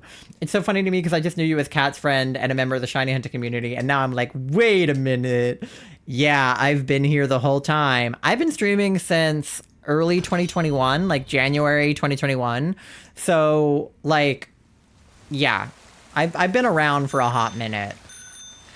Because I think Kat started streaming, like, maybe, like, a year or two after me, maybe? She's been streaming for, like, 2 years at least, I think. So, something like that. But then she, like, went on her hiatus for a while, so... yeah. But I fell in love with shiny hunting, and I realized pretty quickly that I wanted to be a shiny hunter. Like, I still like doing other things, like, Stardew Valley, I still play that. Palia, I still play that. I haven't streamed them in a while, but I do want to keep streaming them. I've just been on a shiny hunting kick lately. But I go in and out of phases, because I'm, like... I have ADHD and autism, so sometimes I'll be obsessed with Minecraft for a few months, and then I'll fall out of it. And then I'll be obsessed with Stardew Valley for a few months, and then I'll fall out of it. Right now, I really like Fields of Mystria. I haven't played it, but everybody that I've watched played it. It has looked so good. And I think that's probably my next, like, cozy game that I want to stream. So once I'm done with, like, I'm doing, like, a couple of shiny hunts right now I need to finish first, but once I finish all of my current hunts, I think I might start playing Fields of Mystria, because I think it's so cool. But I'll probably never stop shiny hunting. Like, as long as they keep making Pokemon games, I am gonna keep playing them. Like, I just played through Pokemon Legends Arceus. I haven't completely finished it 100%, but I'm in the post-game now. And... that is, of course, in preparation for Pokemon Legends ZA coming out. And then Charlie and I both got DSs, and we got Pokemon X and Y and Pokemon Sun and Moon. And Charlie just got a Pokemon. Charlie just got a Pokemon. Charlie just got a copy of Pokemon Soul Silver.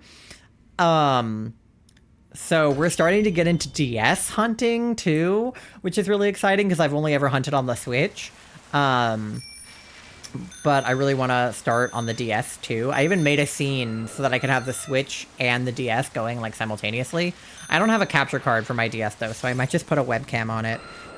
Yes, I love PLA. PLA, my beloved. So excited for more hunts. Yeah, me too.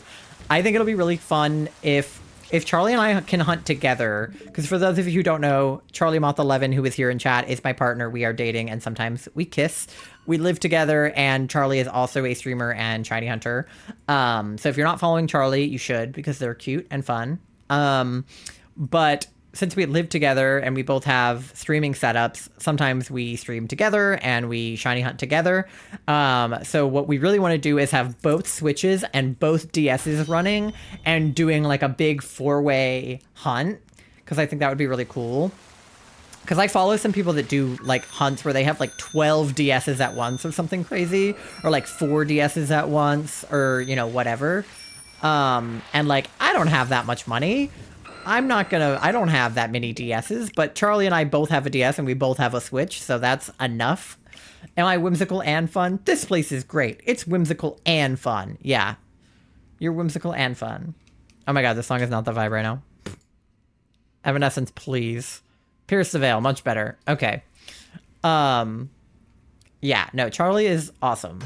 I convinced them to become a streamer, and then I convinced them to become a shiny hunter, and it's working. So, yeah. But we're really hoping... Hello? Ugh, my controller keeps, like, disconnecting. I don't know if it's, like, low on battery or what, but just my left Joy-Con keeps turning off.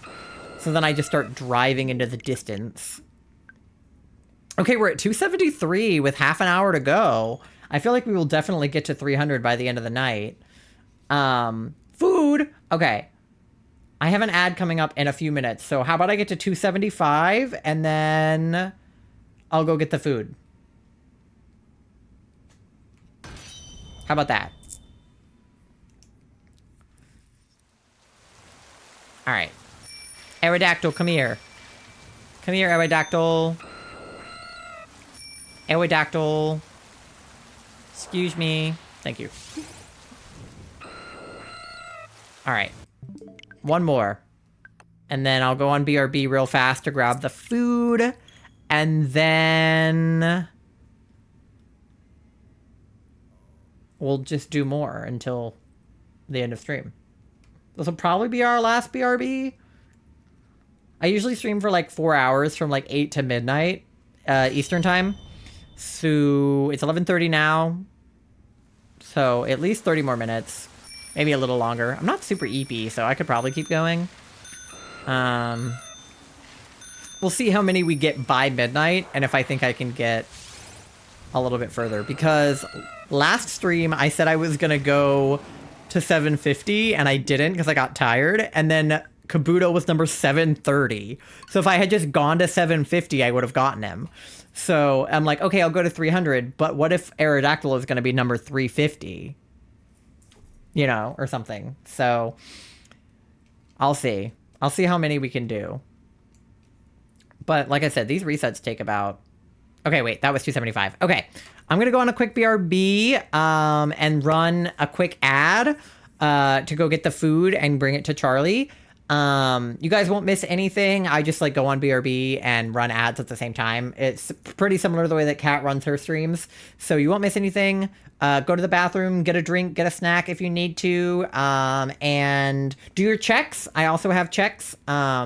And instead of grabbing your seat like you do in Cat's Chat, I have a pay your daily loan because Tom Nook at the bottom will take all your money. So you can pay Tom Nook if you haven't yet. And I will see you guys in like 3 minutes. Okay, be right back.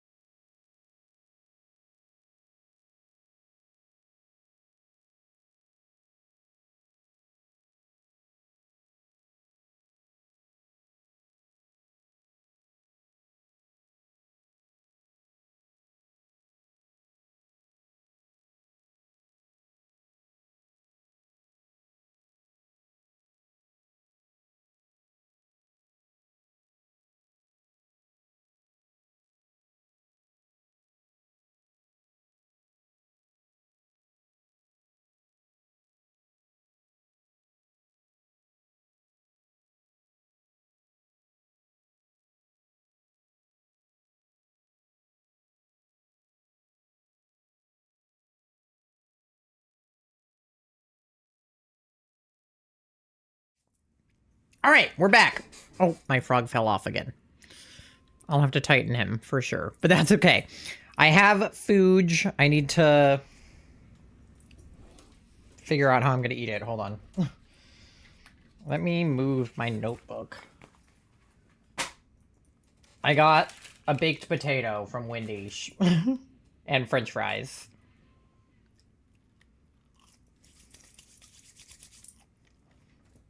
So that's what we're rocking with. All right. Let me see. I can put the ketchup in like the top of the baked potato container. And then eat my fries that way. I also have honey mustard. For some reason, they put the ketchup in my cookie, but, you know, whatever. Chocolate-flavored ketchup, my favorite. I'll just eat the cookie crumbs. But yeah, I hope you guys had, good ads.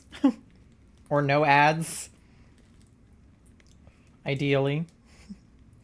If you want to not have ads, you can always subscribe, but that costs money, unless you have Twitch Prime, and then it doesn't.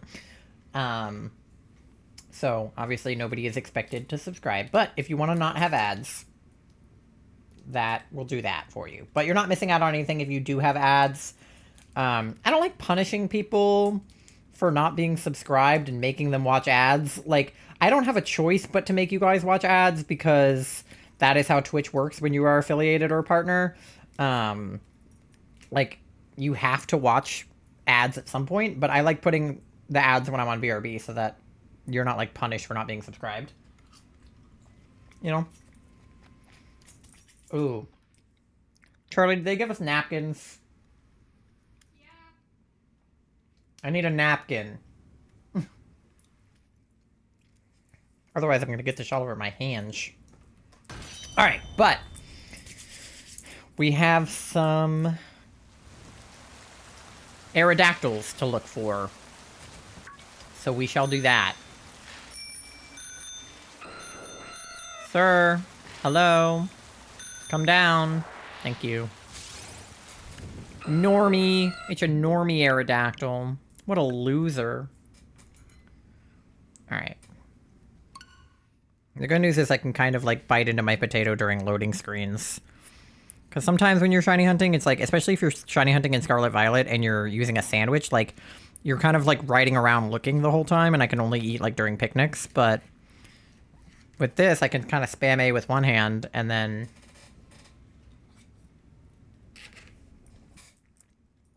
eat my potato with the other hand. So, alright. Whee! I still love that the way that you get him to come down is just by ringing the little bell. It's like, hello. I feel like a door-to-door salesman. By the way, Wendy's cup sizes are out of control. I would just like to say that. I ordered a medium, and this is what I received. The cup literally says large on the side. Like, this is a large, but I ordered a medium, and that's what I received. Which, like, I'm not mad because I'm thirsty and that's a lot of drink. But, like, in what world is that a medium?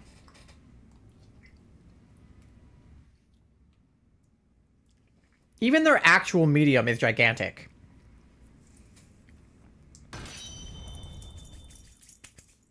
They're, like, crazy. I don't think any other fast food chain has such big cups. Also, Wendy's is, like, relatively not problematic as far as fast food chains go. Like, they're not donating to Israel or, like, donating to, like, homophobic causes like Chick-fil-A. They're just Wendy.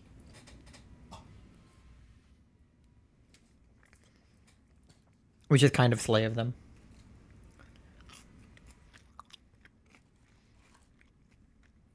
I also love ordering a baked potato and french fries, because that's just two different potatoes.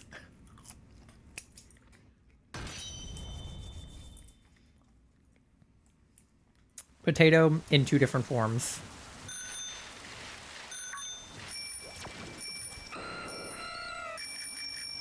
Sir. Hello. There he is. Normie. Yeah, we're already very close to 300. We're at 280 on this next one. We'll only have 20 to go.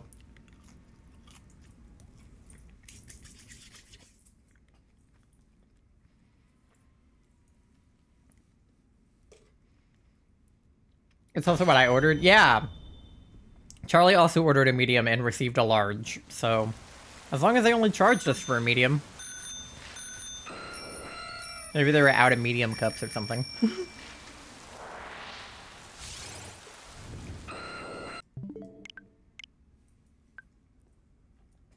And double potatoes. Yeah, we both ordered a potato and a drink. And fries.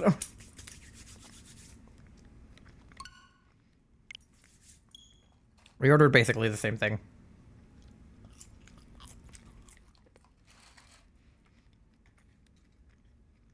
And then I didn't order a cookie, but I have one.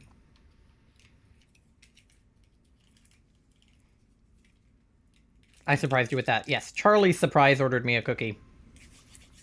I don't know if I've had Wendy's honey mustard before. So I'll see whether or not it's good.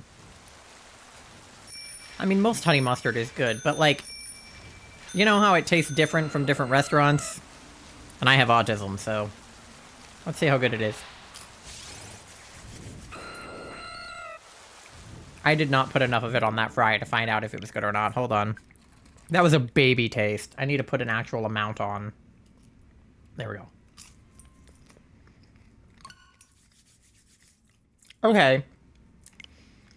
Yeah. That one's a little bit heavy on the, like, vinegary taste. It's not bad. It's not my favorite honey mustard. I've definitely had better honey mustard, but I've also had worse. It's not as sweet. Like, I've had sweeter honey mustards. My favorite honey mustard is the Ken's brand. You guys know Ken? He makes barbecue sauce too. Ken's barbecue and honey mustard are the best. Where did this man go? Sir, come down. Thank you. He just did not want to hang out. It's mid, yeah. I think that's also part of why I don't like Chick-fil-A sauce, because it's like the way that they combine, or whatever their honey mustard is like, combined with whatever their barbecue sauce is like, doesn't hit the same. And I know that not liking Chick-fil-A sauce is a controversial opinion, but sue me.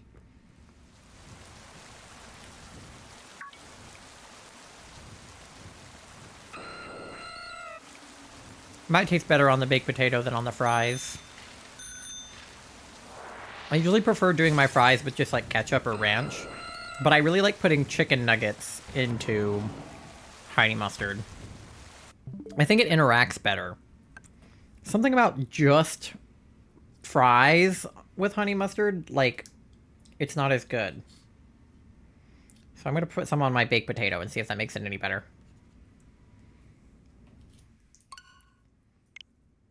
Because my baked potato also has, like, cheese and stuff on it. So I feel like I like honey mustard on, like, a chicken sandwich with cheese. Or, like, on a burger, you know? Oh, yeah. Definitely better on the potato, but still not great. But I think the burger... Not the burger. The potato has more flavor... on its own to interact with the honey mustard, whereas just putting it on a fry is like all you're getting is fry and honey mustard. Wendy's honey mustard review. Yeah, this is my full review of Wendy's honey mustard. Thank you.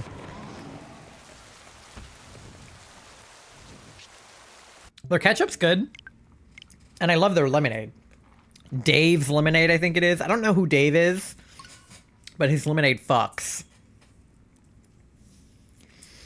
I mean, listen, the thing is, first of all, I'm a streamer, so I have to yap about whatever's going on. And if I'm eating food, I'm going to yap about how good the food is that I'm eating.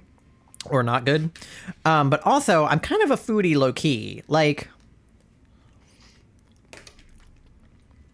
I'm not a foodie in the sense that a lot of foodies are, where they'll, like, try anything. They love to just, like, go to different restaurants and try a bunch of different food and then, like, talk about it. That's not me. But I am very... I don't want to say picky, although picky is kind of true. But I don't want to say that I'm picky, but I am very particular about the food that I eat. I think it's probably partially because of my autism. And, like, you know, I will, you know, judge the honey mustard of a restaurant, or, you know, I will compare the fries from Wendy's to McDonald's, or, you know, stuff like that. I'm opinionated, I guess, is part of it. So, like, food does get an automatic review from me when I consume it. Like, if food is not good, you're gonna hear about it from me. But if I'm at a restaurant, the wait staff is never gonna hear about it. Like, I am never gonna tell the wait staff that the food's not good. I will eat it all, too, even if it's bad. Because I'm Gen Z and don't feel like harassing service workers. Not that sending something back is harassing anybody, but, like, I would be too mortified. If my order is wrong, I'll just eat whatever they gave me. One time I was at a Mexican restaurant. I'm vegetarian. And I ordered something that normally had meat in it. And I asked them if I could have black beans instead of meat. And they said yes. And then they brought me meat. So I just ate around it. I literally just ate everything on the plate except the meat part. And, like, any normal person would send that back and be like, oh, sorry, like, I actually asked for no meat, like, I'm vegetarian. And I was with people, and they were like, just send it back. And I was like, are you out of your mind? Like, you couldn't pay me to send food back.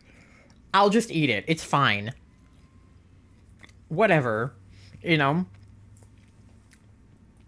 I don't want to bother anybody, you know? Especially, like, minimum wage workers. And then I'll still tip 20%. It's probably not the waiter's fault. Unless they just didn't write in swap meat for beans. But even if they didn't, oh well, whatever. You still get a tip. I don't care, because the way that America works is, like, if you don't tip them, they don't get paid. And that's what pisses me off so much when, especially foreigners, but people in general, when they come to America or they live in America and they go to a restaurant and they're like, tipping culture is out of control. And, like, don't get me wrong, tipping culture is out of control. It absolutely is. I'll go to, like a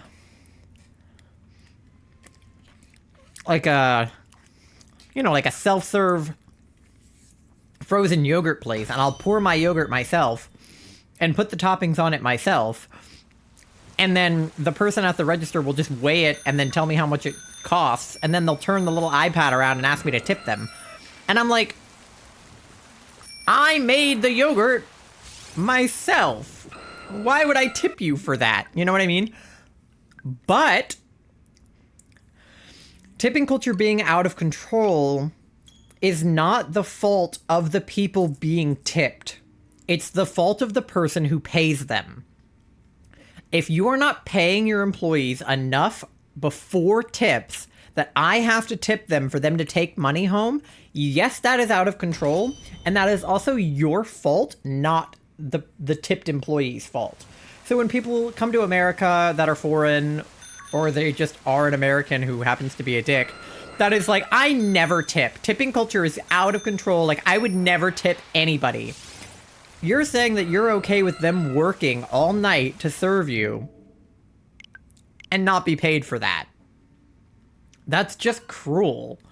Like, I'm sorry that tipping culture sucks, but if you don't have enough money to tip, don't go to a restaurant. You know what I mean? Like, obviously don't expect me to tip at the self-serve frozen yogurt place, but like, I'm tipping a waiter, no matter what. Even if their service was ass. I feel bad sending stuff back, but I have to sometimes. It's different when you have an allergy. Like, granted, I would put vegetarianism and an allergy in a similar category because, like, vegetarians can get sick from eating meat, and I would have been well within my right to send that food back because it had meat in it. But you are even more well within your right as somebody with celiac to send back food with gluten in it. You have to. Because you can't eat around your allergy. If it touched food with your allergy in it, you can't eat it. You know? That's not something where you can, like, compromise on that. And I'm also not saying this to make anybody feel bad for sending stuff back.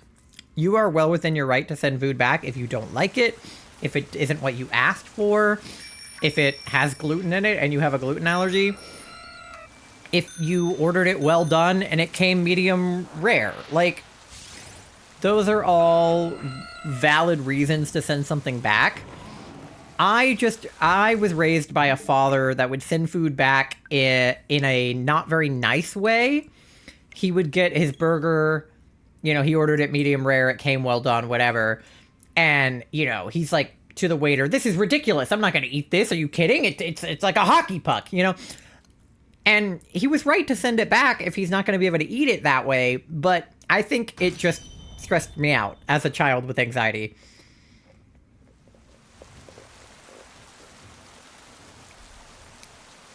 Like, and my dad would sometimes yell at the hostess or the waitstaff if we had to wait extra long at a restaurant. Like, if the wait seemed ridiculous for the amount of people in the restaurant, or, you know, it's not what they quoted us. Like, they're like, "Oh, the wait will be 30 minutes and we've been waiting an hour."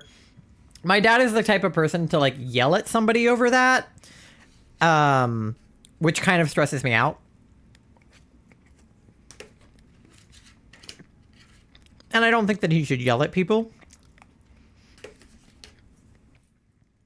But it's not because he's wrong. Like, if his food is wrong, he's allowed to send it back. And if they told us we would only have to wait a half hour and we were waiting an hour, he is allowed to complain. I just wish he was more polite about it when he did it. Hotel staff. Okay, yes, but the hotel situation was warranted. Charlie is referring to a time that the first time we ever took Charlie on a family vacation, me, my mom, my dad, my brother, you know, something that only the four of us would have gone on. We invite Charlie. This is their first taste of a family vacation with the self-titled family. And for those of you who don't know, Charlie has a disability, and they also have a lot of allergies, including celiac. So Charlie sometimes has specific accommodations that they need met when they're going to travel, right? If we're going to a restaurant, they have to be able to eat there.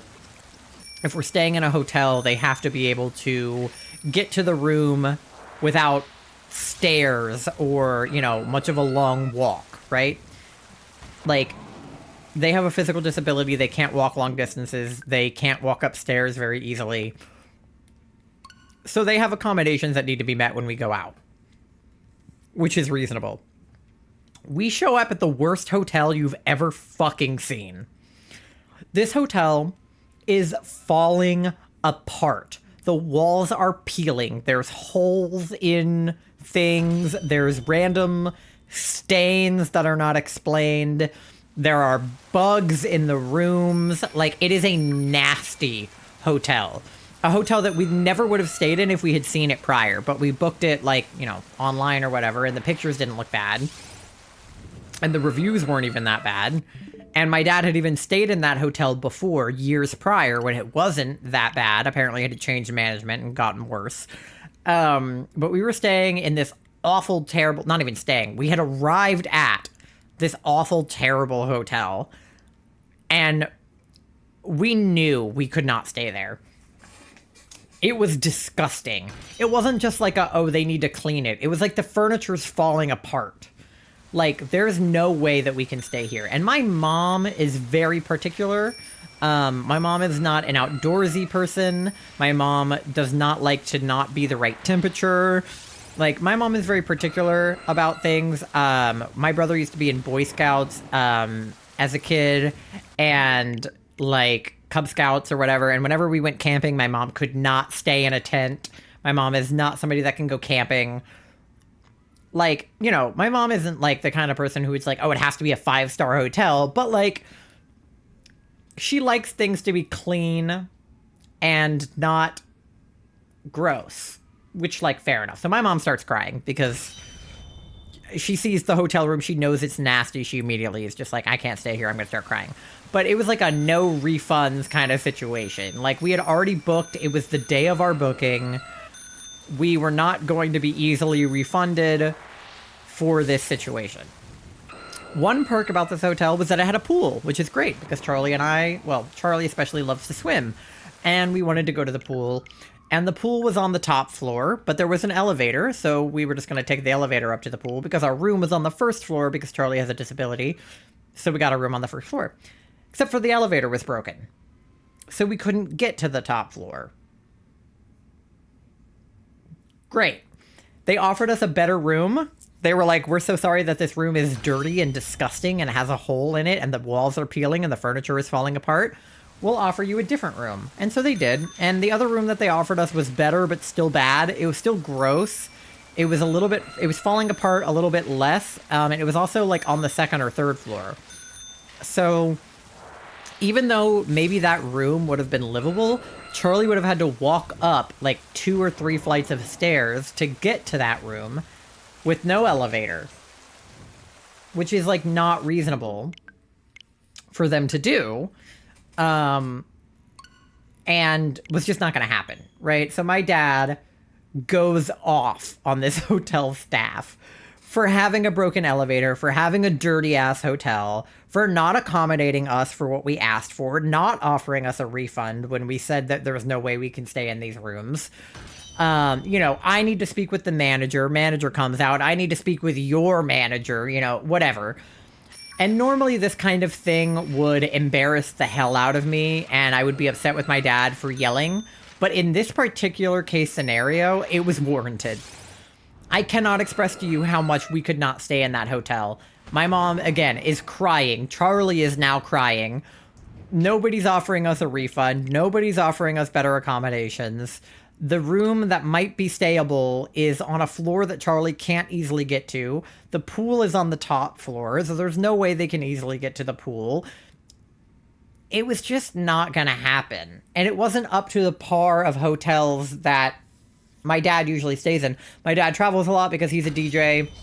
He also traveled a lot for his real job. My dad stays in a lot of hotels. He has a lot of hotel points.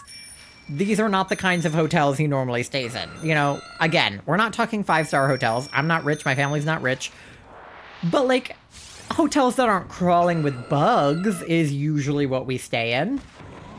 So, yeah, my dad went off on the hotel staff. They offered him a refund. We stayed in a different hotel. But I think that he was well within his right to do that in that situation. I think there was no way we were staying there, especially with Charlie. Like, there was no way. And my mom was so embarrassed because she thought, like, this was going to be a bad first impression of our family for Charlie, which it kind of was, but Charlie didn't mind and knew it wasn't our fault, but definitely in comparison to the first family vacation Charlie took me on, which involved staying in a really nice beach house, in, like, North Carolina or the Outer Banks or something,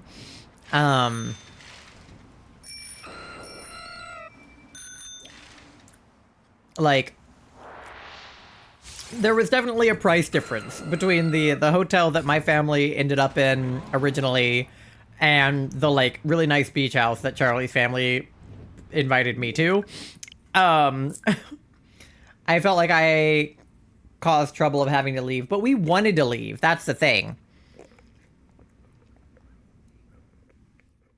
Even if you weren't with us, my mom would have refused to stay in that hotel either way. You were our out. Being able to claim disability, being able to be like, this person cannot stay here because they have a disability, is the reason we were able to get a refund. Because we were like, the amenities that your hotel promised, including an elevator and a pool, are not accessible to us, and therefore we're not getting what we asked for, and therefore give us a refund, and they did. If we didn't have Charlie, we probably would have ended up staying there in the room on the, like, 3rd floor that wasn't as bad. And my mom would have probably cried like half the time. I know, I know. It was a really awkward first family vacation. I promise we'll take you on a better one. Whenever we get to go on a cruise, because my family really likes to go on Carnival cruises. And Carnival cruise ships are usually really nice. So I really doubt we would run into a similar problem. And even if for some reason our room was dirty, the cleaning staff were super nice and they would have just cleaned it or moved us. So, and just over the weekend, a couple weeks ago, we went to visit my family in Richmond, and we stayed in a hotel there that my dad paid for, and managed to get Charlie and I an accessible room with pretty nice amenities, and that was obviously a much better hotel experience, so at least we kind of redeemed ourselves with that. Even though that was like a one-day thing, and it was in a hotel, like, in my hometown, but it was still, I hope, a much better hotel experience for you, Charlie.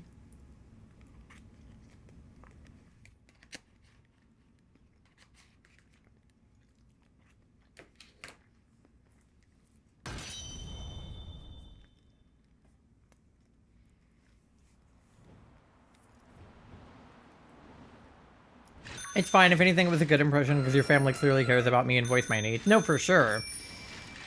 Like, my family does their best to be accommodating of Charlie. Like, they don't really get all of Charlie's issues. Like, they don't really, like, fully understand, and I don't think anybody really can unless they have that disability.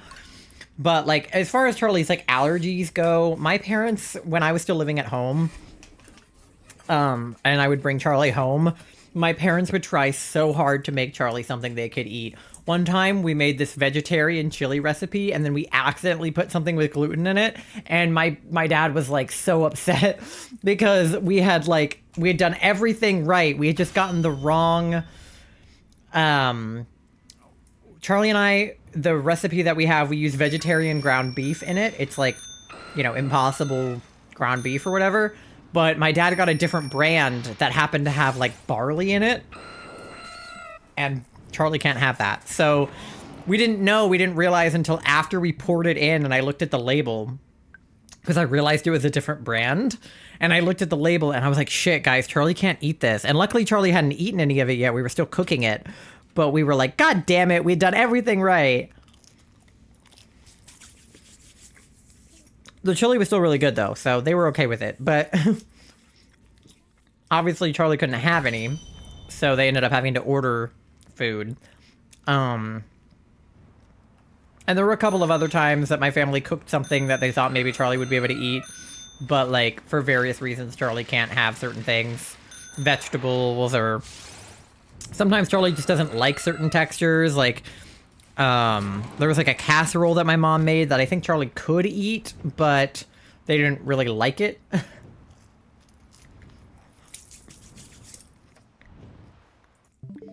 It's okay, it takes a lot to get used to my diet. Yeah, no, I know. I think it's better now because my parents really only see us if we're, like, going out to eat. And they know what restaurants you can eat at. They were really good when we were in Richmond. They took us to Mellow Mushroom, which has gluten-free pizza, and Silver Diner, which has gluten-free French toast. And Charlie was able to eat at both places.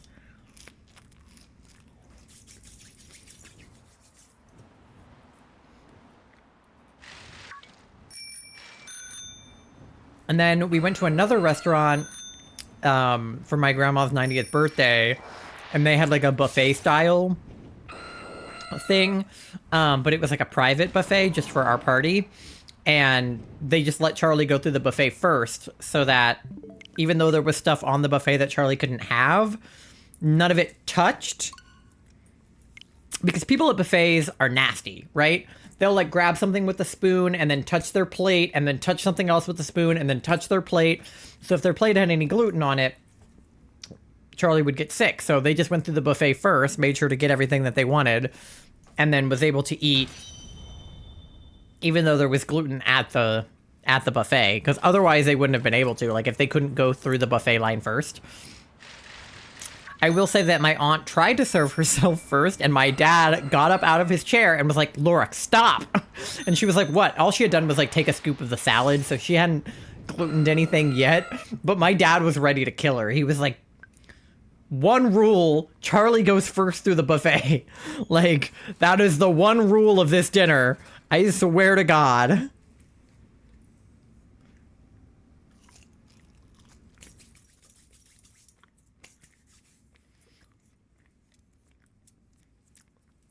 And then I think my mom sees a lot of herself in Charlie. So she's really protective of Charlie. She, I think, would be pretty mortified if Charlie ever got glutened around her. Because despite all of the times that we've almost glutened Charlie, we never actually did.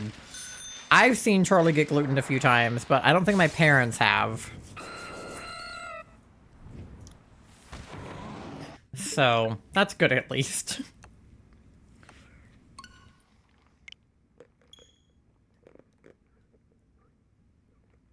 But no, Charlie is very much my mom's child. And, like, very much part of the family. And then, like, the same is true for, like, me with their parents. Like, not maybe in the same way, but I think Charlie's parents also see me as, like, their child, more or less. My mom has definitely already adopted Charlie in her head. For sure, yeah. Like, it doesn't always feel like that, but I think that that means it's even more true because, like, if Charlie's parents are scolding me for some reason, you know, it feels a little bit like, I'm in trouble, but then it's like, that's how I would feel if my parents were scolding me. So in that case, it kind of is working. Like, if you love me enough to scold me, I guess you are my mom, you know?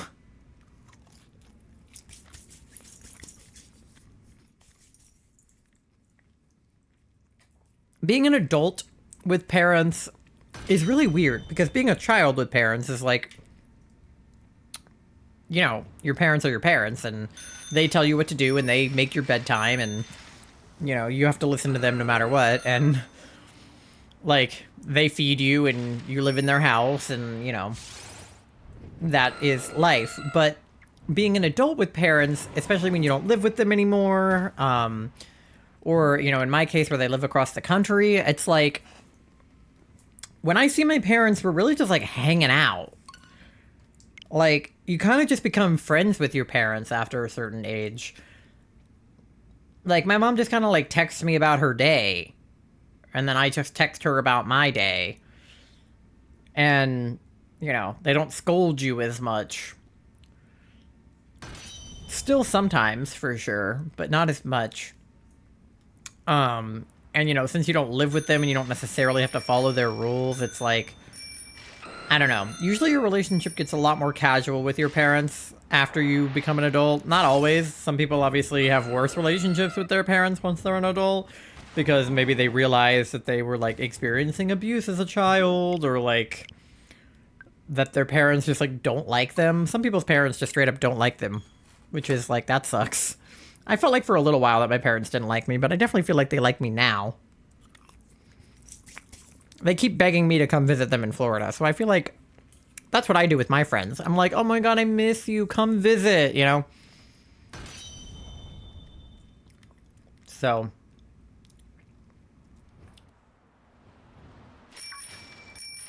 I don't know. Adulthood is weird. And then in-laws are super weird. Like, obviously Charlie and I are married, but the idea is that we will be eventually. So, their parents are basically, like, gonna be my parents in law, eventually. Which, like, makes them weirdly my mom and dad. But, like, not quite. And it's like, what is that relationship? Like, what is the relationship with your partner's parents? Like, what is it supposed to be? What are they supposed to be to me? Because they're not my parents. They didn't raise me. But, like, they give me gifts on my birthday and stuff. So it's like, I don't know. I think in-laws are weird. Like, I think it makes more sense to adopt the idea that Charlie's siblings are my siblings than it is to adopt the idea that Charlie's parents are, like, pseudo my parents. Because, like, I never had a sister, so having a sister is, like, a dream I've always had. It's like, I would love to have a sister. More so when I was little and I identified as a girl.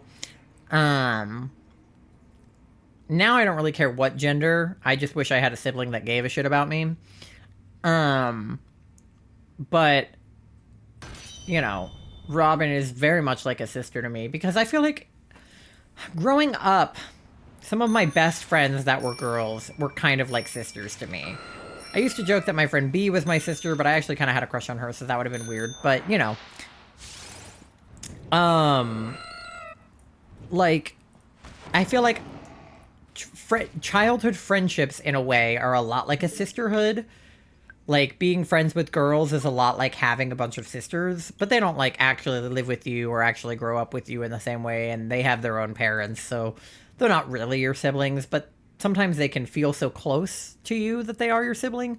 Whereas Robin is, like, not my bestest, closest friend, but she is close with me, kind of. I know a lot about her, she knows a lot about me. We share Charlie, and therefore she feels even more authentically my sister than people that were, like, my really close friends, because people aren't always, like, super duper close with their siblings. So, you know. And then, like, Charlie's brother being my brother, like, it's weird because I have a brother, but my brother doesn't like me, and I don't really like my brother either. But I think that Austin likes me well enough, and I like him, sort of. But, like, in the weird way that you're not super close with your brother always, like, I feel like I want to make fun of him and, like, give him a noogie, you know? Rather than, like, be close with him and, like, share my feelings, you know? And also, like, he's, like, a high school boy, so, like, that would be weird anyway. Or, like, a soon-to-be college boy, I guess. But, like, I don't know. He kind of feels like the dorky little brother I never had, but he's also 6'4", and my brother is 6'5", so, like, it feels right in a weird way. Like, they feel more like my siblings than Charlie's parents feel like my parents. They feel more like my siblings than my own brother does sometimes. Like, the only difference is I have, like, childhood memories of my brother actually being my brother, and, like, pictures of us together when we were kids and things like that. But, like, I text Charlie's siblings and see Charlie's siblings more than I see and text my own brother, so I feel like in a lot of ways, you know, they've become my family. And, like, I mean, I see Charlie's parents more than my own parents at this point also, and Charlie's grandparents more than my own grandparents for sure. Charlie's grandma is definitely my grandma. Like, that's my Gigi. That's my grandma. Like, I don't get to see my grandma all that often. So, Gigi, my grandma for real. Like, that's my grandma. Out of any of Charlie's family members, siblings, parents, whatever, the most connected I feel to anybody is that's my grandma. And grandpa, but definitely grandma. That is my grandma 100%. Like, no question that's my grandma. You know what I mean? Like, I think because, like, grandparents do that thing where they, you know, they're, a lot of the time anyway, really, like, giving, you know? Grandparents love to kind of spoil their grandkids, give them presents on their birthday and Christmas, and, like, grandparents love to sort of bug you to see them and go out to lunch with you and things like that. And, like, my grandparents don't really do that so much anymore, only because, like, I don't live near them, so they can't really bother me to see them. But, like, whenever I am in town, they're always like, we want to see you. And, you know, they always send me gifts on my birthday and stuff. But Charlie's grandma, you know, like, once a week is like, are we going out to lunch together? We want to see you, come over, you know, stuff like that, which is, like, such a grandparent thing to do. And then they kind of, like, give you little treats or, like, little money or, you know, whatever, the way that grandparents do. She'll, like, give me a slice of cheese when she sees me because I'm a rat. And then, you know, sometimes she'll give Charlie $20, you know, the way that grandparents do that kind of thing. So in a lot of ways, she feels like my grandma. Because my grandma also does stuff like that.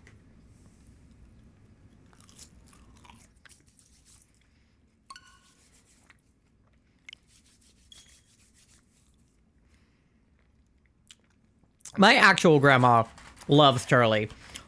She was one of the first people to, like, just decide that Charlie was family. I think on Charlie's, like, first birthday after we started dating, and we started dating in September, so it was probably, like, February. On Charlie's first birthday after we started dating, my grandma was like, when is Charlie's birthday? I want to send them something. And I said it was February, and then lo and behold, in February, Charlie gets a gift. And then something that my family used to do every year, we haven't in a while because my grandpa had been sick, and now he passed away. But before that, every year, we would all get together around Christmas time. And we would stay in a little inn up in the mountains for, like, 3 days. And we called it Family Christmas because it's family and it's Christmas. And it was like a tradition that we would all get matching, like, t-shirts or matching sweaters, matching hats, matching sweatpants, you know, whatever. And it would say, like, Family Christmas 2021, Family Christmas 2019, Family Christmas 2018 on it, you know? And pretty quickly, Christmas rolls around, and Charlie was getting their own matching sweater, matching hat, matching bag, you know, whatever it is that year, Charlie was getting a matching one.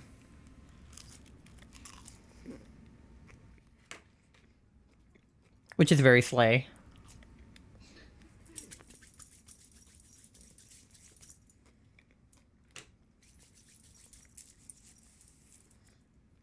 Very demure, very mindful. Have you guys seen that TikTok? It cracks me up.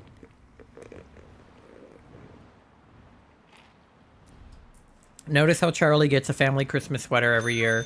Very demure, very mindful. Notice how Charlie's grandma gives me cheese every time she sees me because I'm a little rat. Very demure, very mindful. I'm serious about that, by the way. One time, offhandedly, Charlie told their grandma that I really like cheese because I'm a little rat. And now she brings me cheese every time she sees me. I'm not even kidding. That's a true story.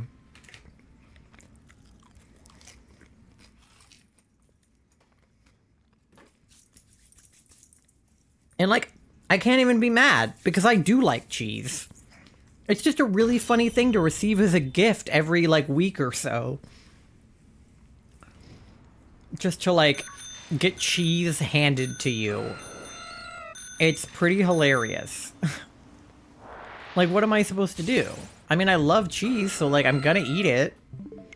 But it's just really funny.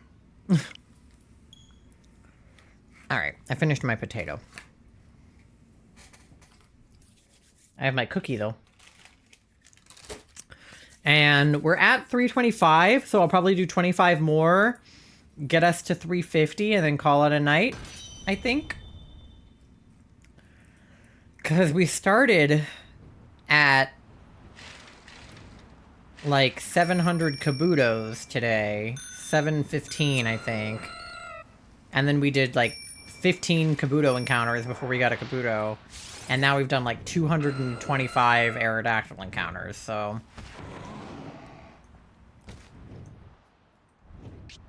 We'll be at like 250 encounters for the night, which is about accurate to how many we were doing before.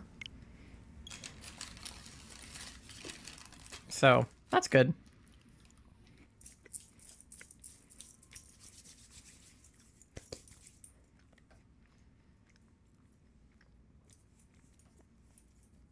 Gay rat wedding, so true. I like never get cookies from Wendy's. I don't know when the last time I had a Wendy's cookie was.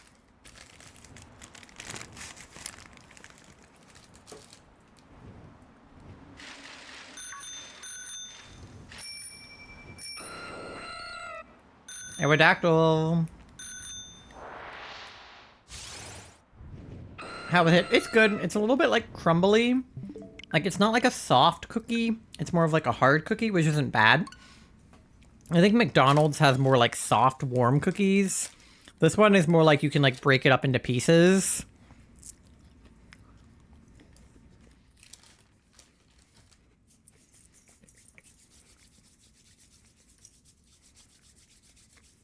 But it's not crunchy. It's still soft.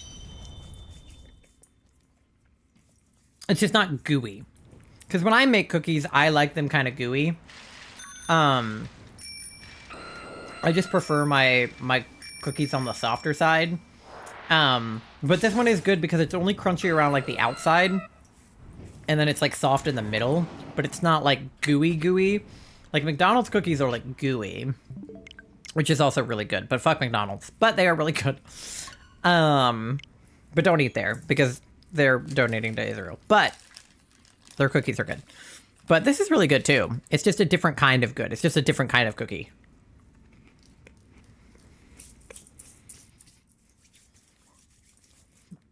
I just went ooh cookie and added it to the cart for you. Well, I appreciate it. I like cookies. Yeah, like the cookie from like Jersey Mike's was also like more gooey. Like, not as gooey as like the McDonald's cookies because it wasn't really warm anymore. And usually the McDonald's cookies have like literally just come out of the oven. So they're like really warm and gooey. But still good. My gift giving ass, yeah.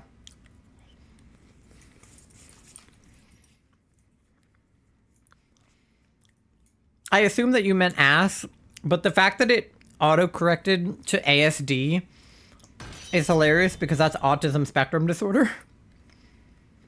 So, my gift-giving autism. And I was like, you don't have autism. I was like, not your gift-giving autism.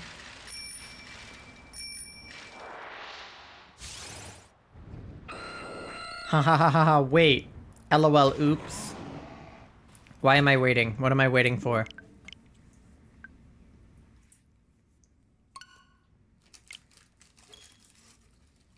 I'll keep waiting.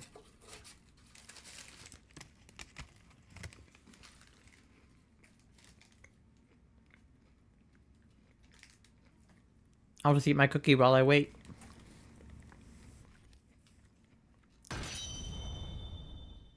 Just like, wait, I didn't mean ASD, I meant ass. No, I know.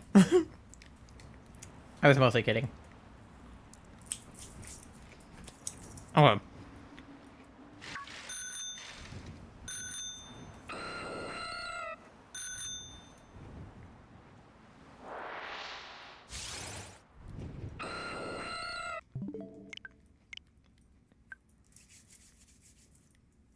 All right, 20 more to go. I'm almost done with my cookie.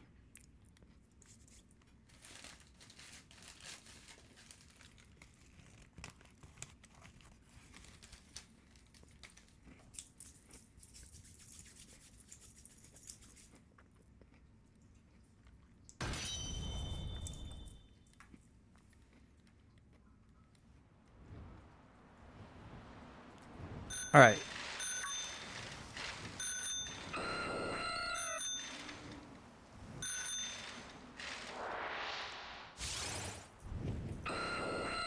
Boo. Normie. Yeah, I have no idea how many to expect to get this in.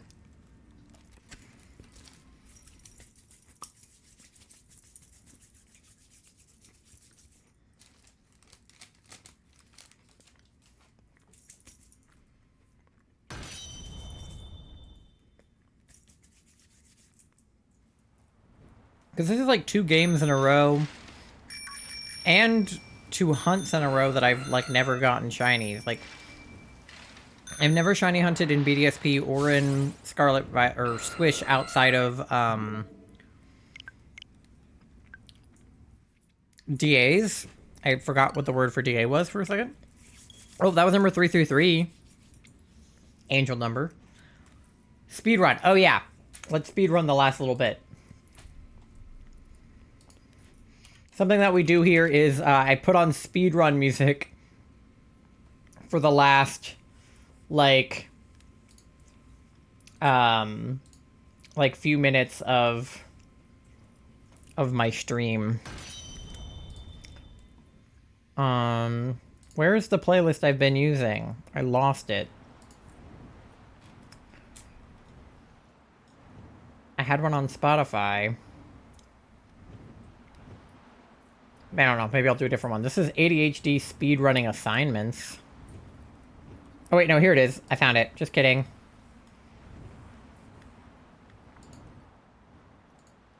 Okay. We're good. Turn this shit up. Alright. But yeah, we just like speedrun the last few. Because speedrun music... Oh, didn't mean to do that. Speedrun music makes me, like, click extra fast. I don't know if it actually does, but it feels like it does.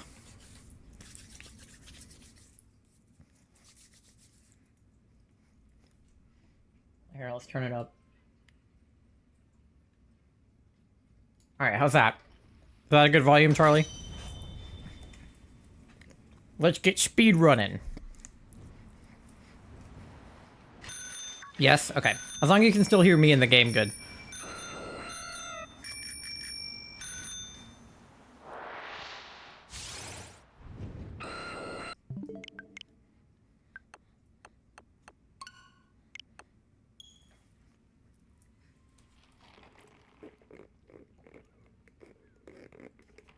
And it was good timing because I, like, just finished my cookie.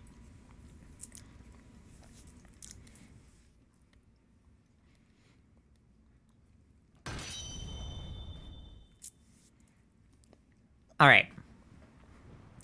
Let's get the shiny Aerodactyl. We probably won't get it today, but maybe we will. I don't know.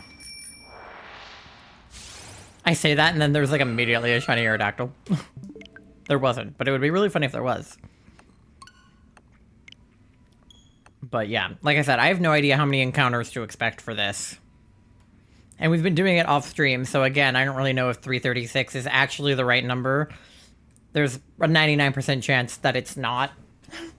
Because I doubt we did exactly 100 before stream, but we definitely did like around that many. Could have been more, could have been less. But I mean, technically the Kabuto number wasn't exactly accurate either. That was just how many we had done since I started counting.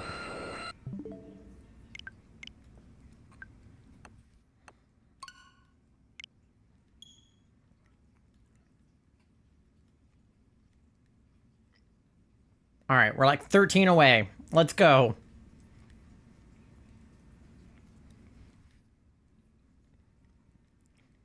I'm just happy we got the shiny Kabuto. Because now I can go back to doing other things.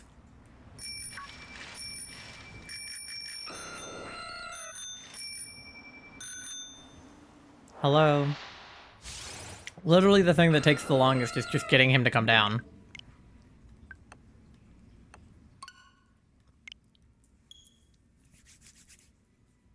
feel like there's like chocolate on my mouth, but there's not.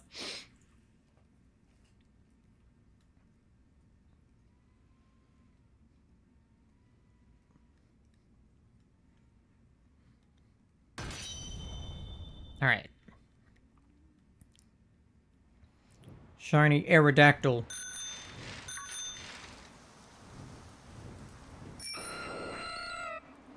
Come down. Come down from there.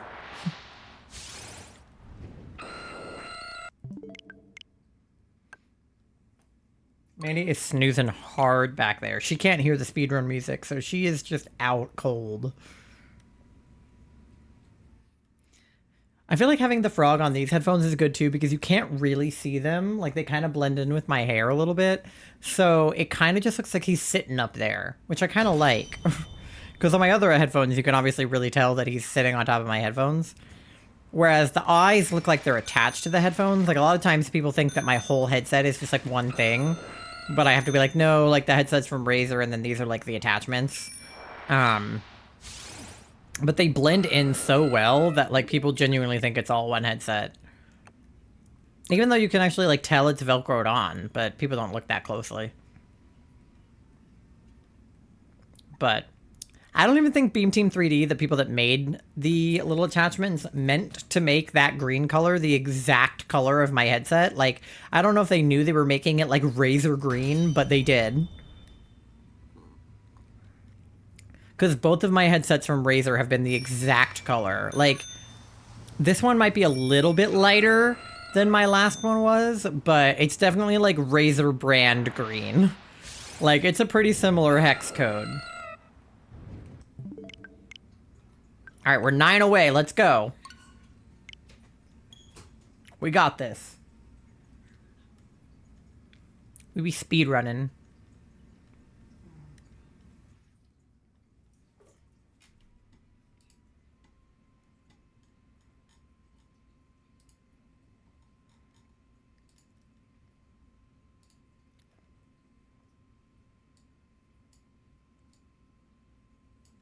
Alright. The tippy tappies. Alright, come on.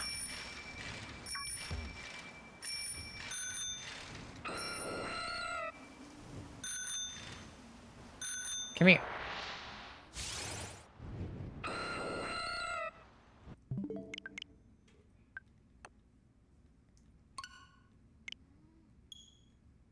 I'm vibing. I'm jamming.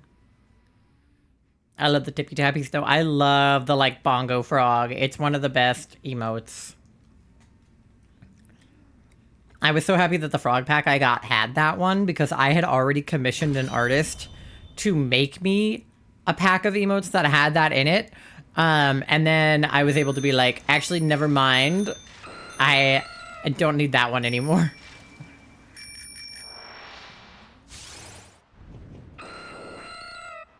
The artist ended up being like super busy and didn't have time for it anyway, which is why I was able to be like, no, it's fine. I actually already have that emote. But it was somebody that did static emotes, and I was like, do you think that you're capable of animation? And they were like, maybe. How complicated is the animation? And I was like, 3 frames. Literally 1 frame where the hands are like up, and then like this, and that's it. Those are the only frames. And they were like, I can do that. Because really, like, animation is just... In the case of an emote like that, it's really just drawing 3 separate drawings and then putting them together on repeat in, like, a GIF. And there's, like, software online that'll let you just, like, make a GIF out of images. Like, for instance, the spinning egg toast emote. Granted, I don't really know exactly how the person who made that emote did it because it was part of somebody who did it for egg toast. But when I opened the file on a Mac and had it break down into framed images, it was just one of the toast forward, one of it sideways, one of it sideways, one of it backward, one of it sideways, one of it sideways. Like, that's all it was. Like, that is just... They probably literally took that toast in Blender or whatever software they used and literally just spun it. Emmy! Welcome in, cutie. How are you? It's good to see you. I've missed you. Because you haven't been streaming all that. Well, you went on a hiatus and you kind of came back, but I haven't seen you much since you came back, so... Hi, good to see you. I hope you're having a good Thursday. And thank you so much for drawing me and Charlie the other day. I know you were just doing it for like drawing practice, but I love that little drawing. It's so cute. It looks just like me. You got my lip piercing and everything. And you put the little heart in between me and Charlie. I was like, we're in love. Come down. I'm glad you guys liked it. Of course we liked it. I love when people draw me. My profile picture on Twitch is literally like one of my viewers one time drew me, and I was like, I'm gonna make that my profile picture for the rest of time. Because it was so good. Like, I might change it eventually if anybody else ever draws me, just to like switch it up. But like that drawing that Felix did of me, like it was probably like a few months into me streaming. I was like, I'm gonna internalize this forever. Something just like gets tickled within me when I'm drawn. When somebody decides to draw me, I'm like, I'm art. Like, no matter how good or bad the drawing is, or like if it was like just for drawing practice or just for fun or whatever, I'm like, you drew me? Or when people tell me that I'm like cool to draw, like one time somebody was like, yeah, no, I just drew you because like you look cool and I thought you'd be cool to draw. And I was like, me? I'm gonna cry. Like, or when people just like say that they like my aesthetic enough to draw it or whatever, I'm like, I completely understand. It feels so nice. I know. It's like, I don't know. I guess it's like being seen and observed in a way that doesn't actually make me uncomfortable. Because a lot of times, like, being perceived makes me feel weird and I don't like it. But being perceived as a drawing is like, I don't know. It feels like people are perceiving me, but they're not perceiving me. It feels like they're perceiving like a really cool, artsy version of me or something. I don't know. It's cool. I like it. I'd rather people look at art of me than actually look at me, unless they're hanging out in my stream, and then, well, then you can stay. But yeah, like I'd rather look at like a drawing of me than like a picture of me, you know? Even if the picture of me is like really good. Like the selfie I posted today, like I like that selfie. I think it's good, but like art is just so cool. And like photography is art. Like, don't get me wrong. I mean, God forbid, I am a filmmaker and a photographer, and I do, like, graphic design. So, like, that is all art also. But, I don't know. There's just something special about being drawn. Even if it's just, like, with pencil on, like, a sketch pad, and it's, like, you don't even, like, erase over the, like, bad lines, and it's just kind of, like, goofy, like... Or if it's something, like, that someone spent hours on in a digital art platform and, like, made every line perfect. It's, like, both of those, it's, like... I just, like, kick my little feet and twirl my hair. Like, I don't know. I just get so tickled. That's all. All right. One more. No, wait, that was the last one. I lied. I thought that we had one more. I should have... I meant to do, like, a important thing for the last one, but we were already on the last one. Oopsie, my bad. Well, that was the last one. Whoops. Uh-oh. Okay, well, it is like almost 1 a.m. here, so I should probably head to bed in a little bit. But Amy, thank you so much for popping in. Me laying here trying to convince myself to get up to let the dog out, get some sleep. Yeah, I probably should. Charlie, I'll come help you let him out in a minute.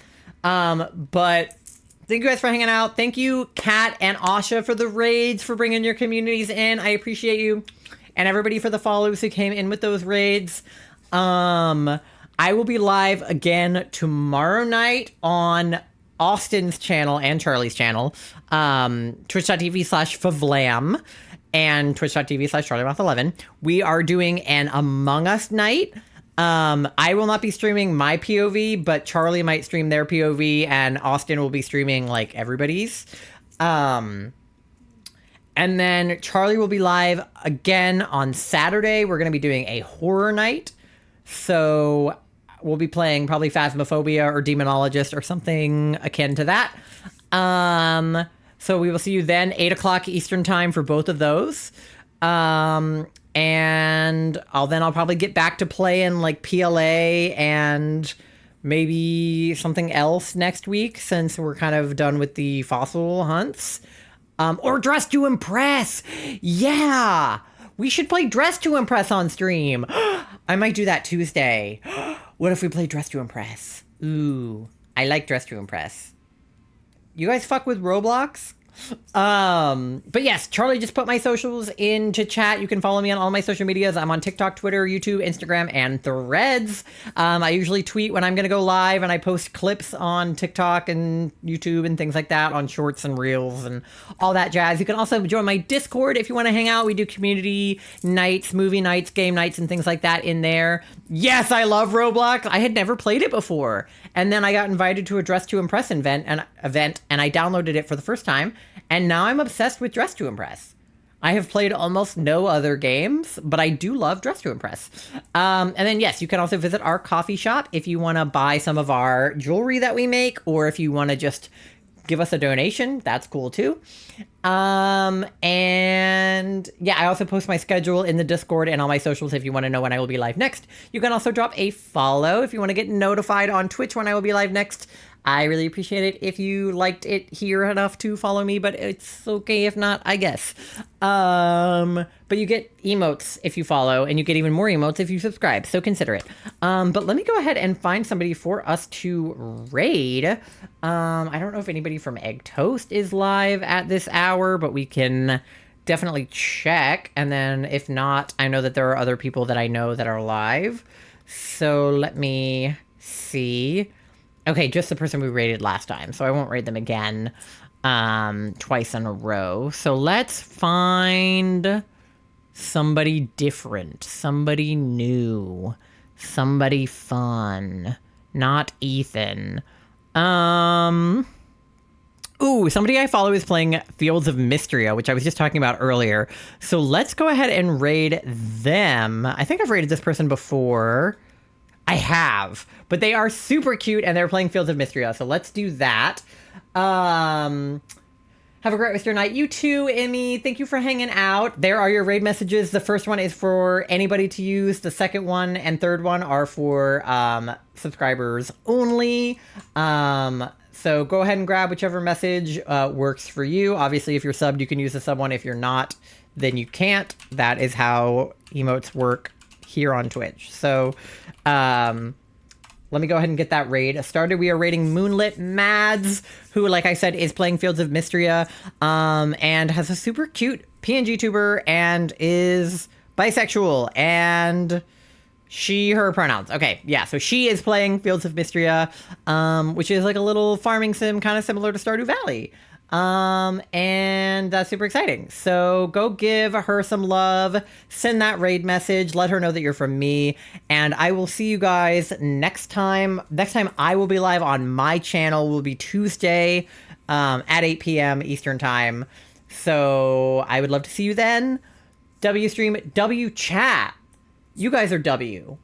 But yeah, thank you so much for hanging out. I have an ad that's about to play, so I need to raid out before the ad happens, but it was good to see everybody. I hope that you have a great rest of your night or time zone, and yeah, I'll see you next time. Bye!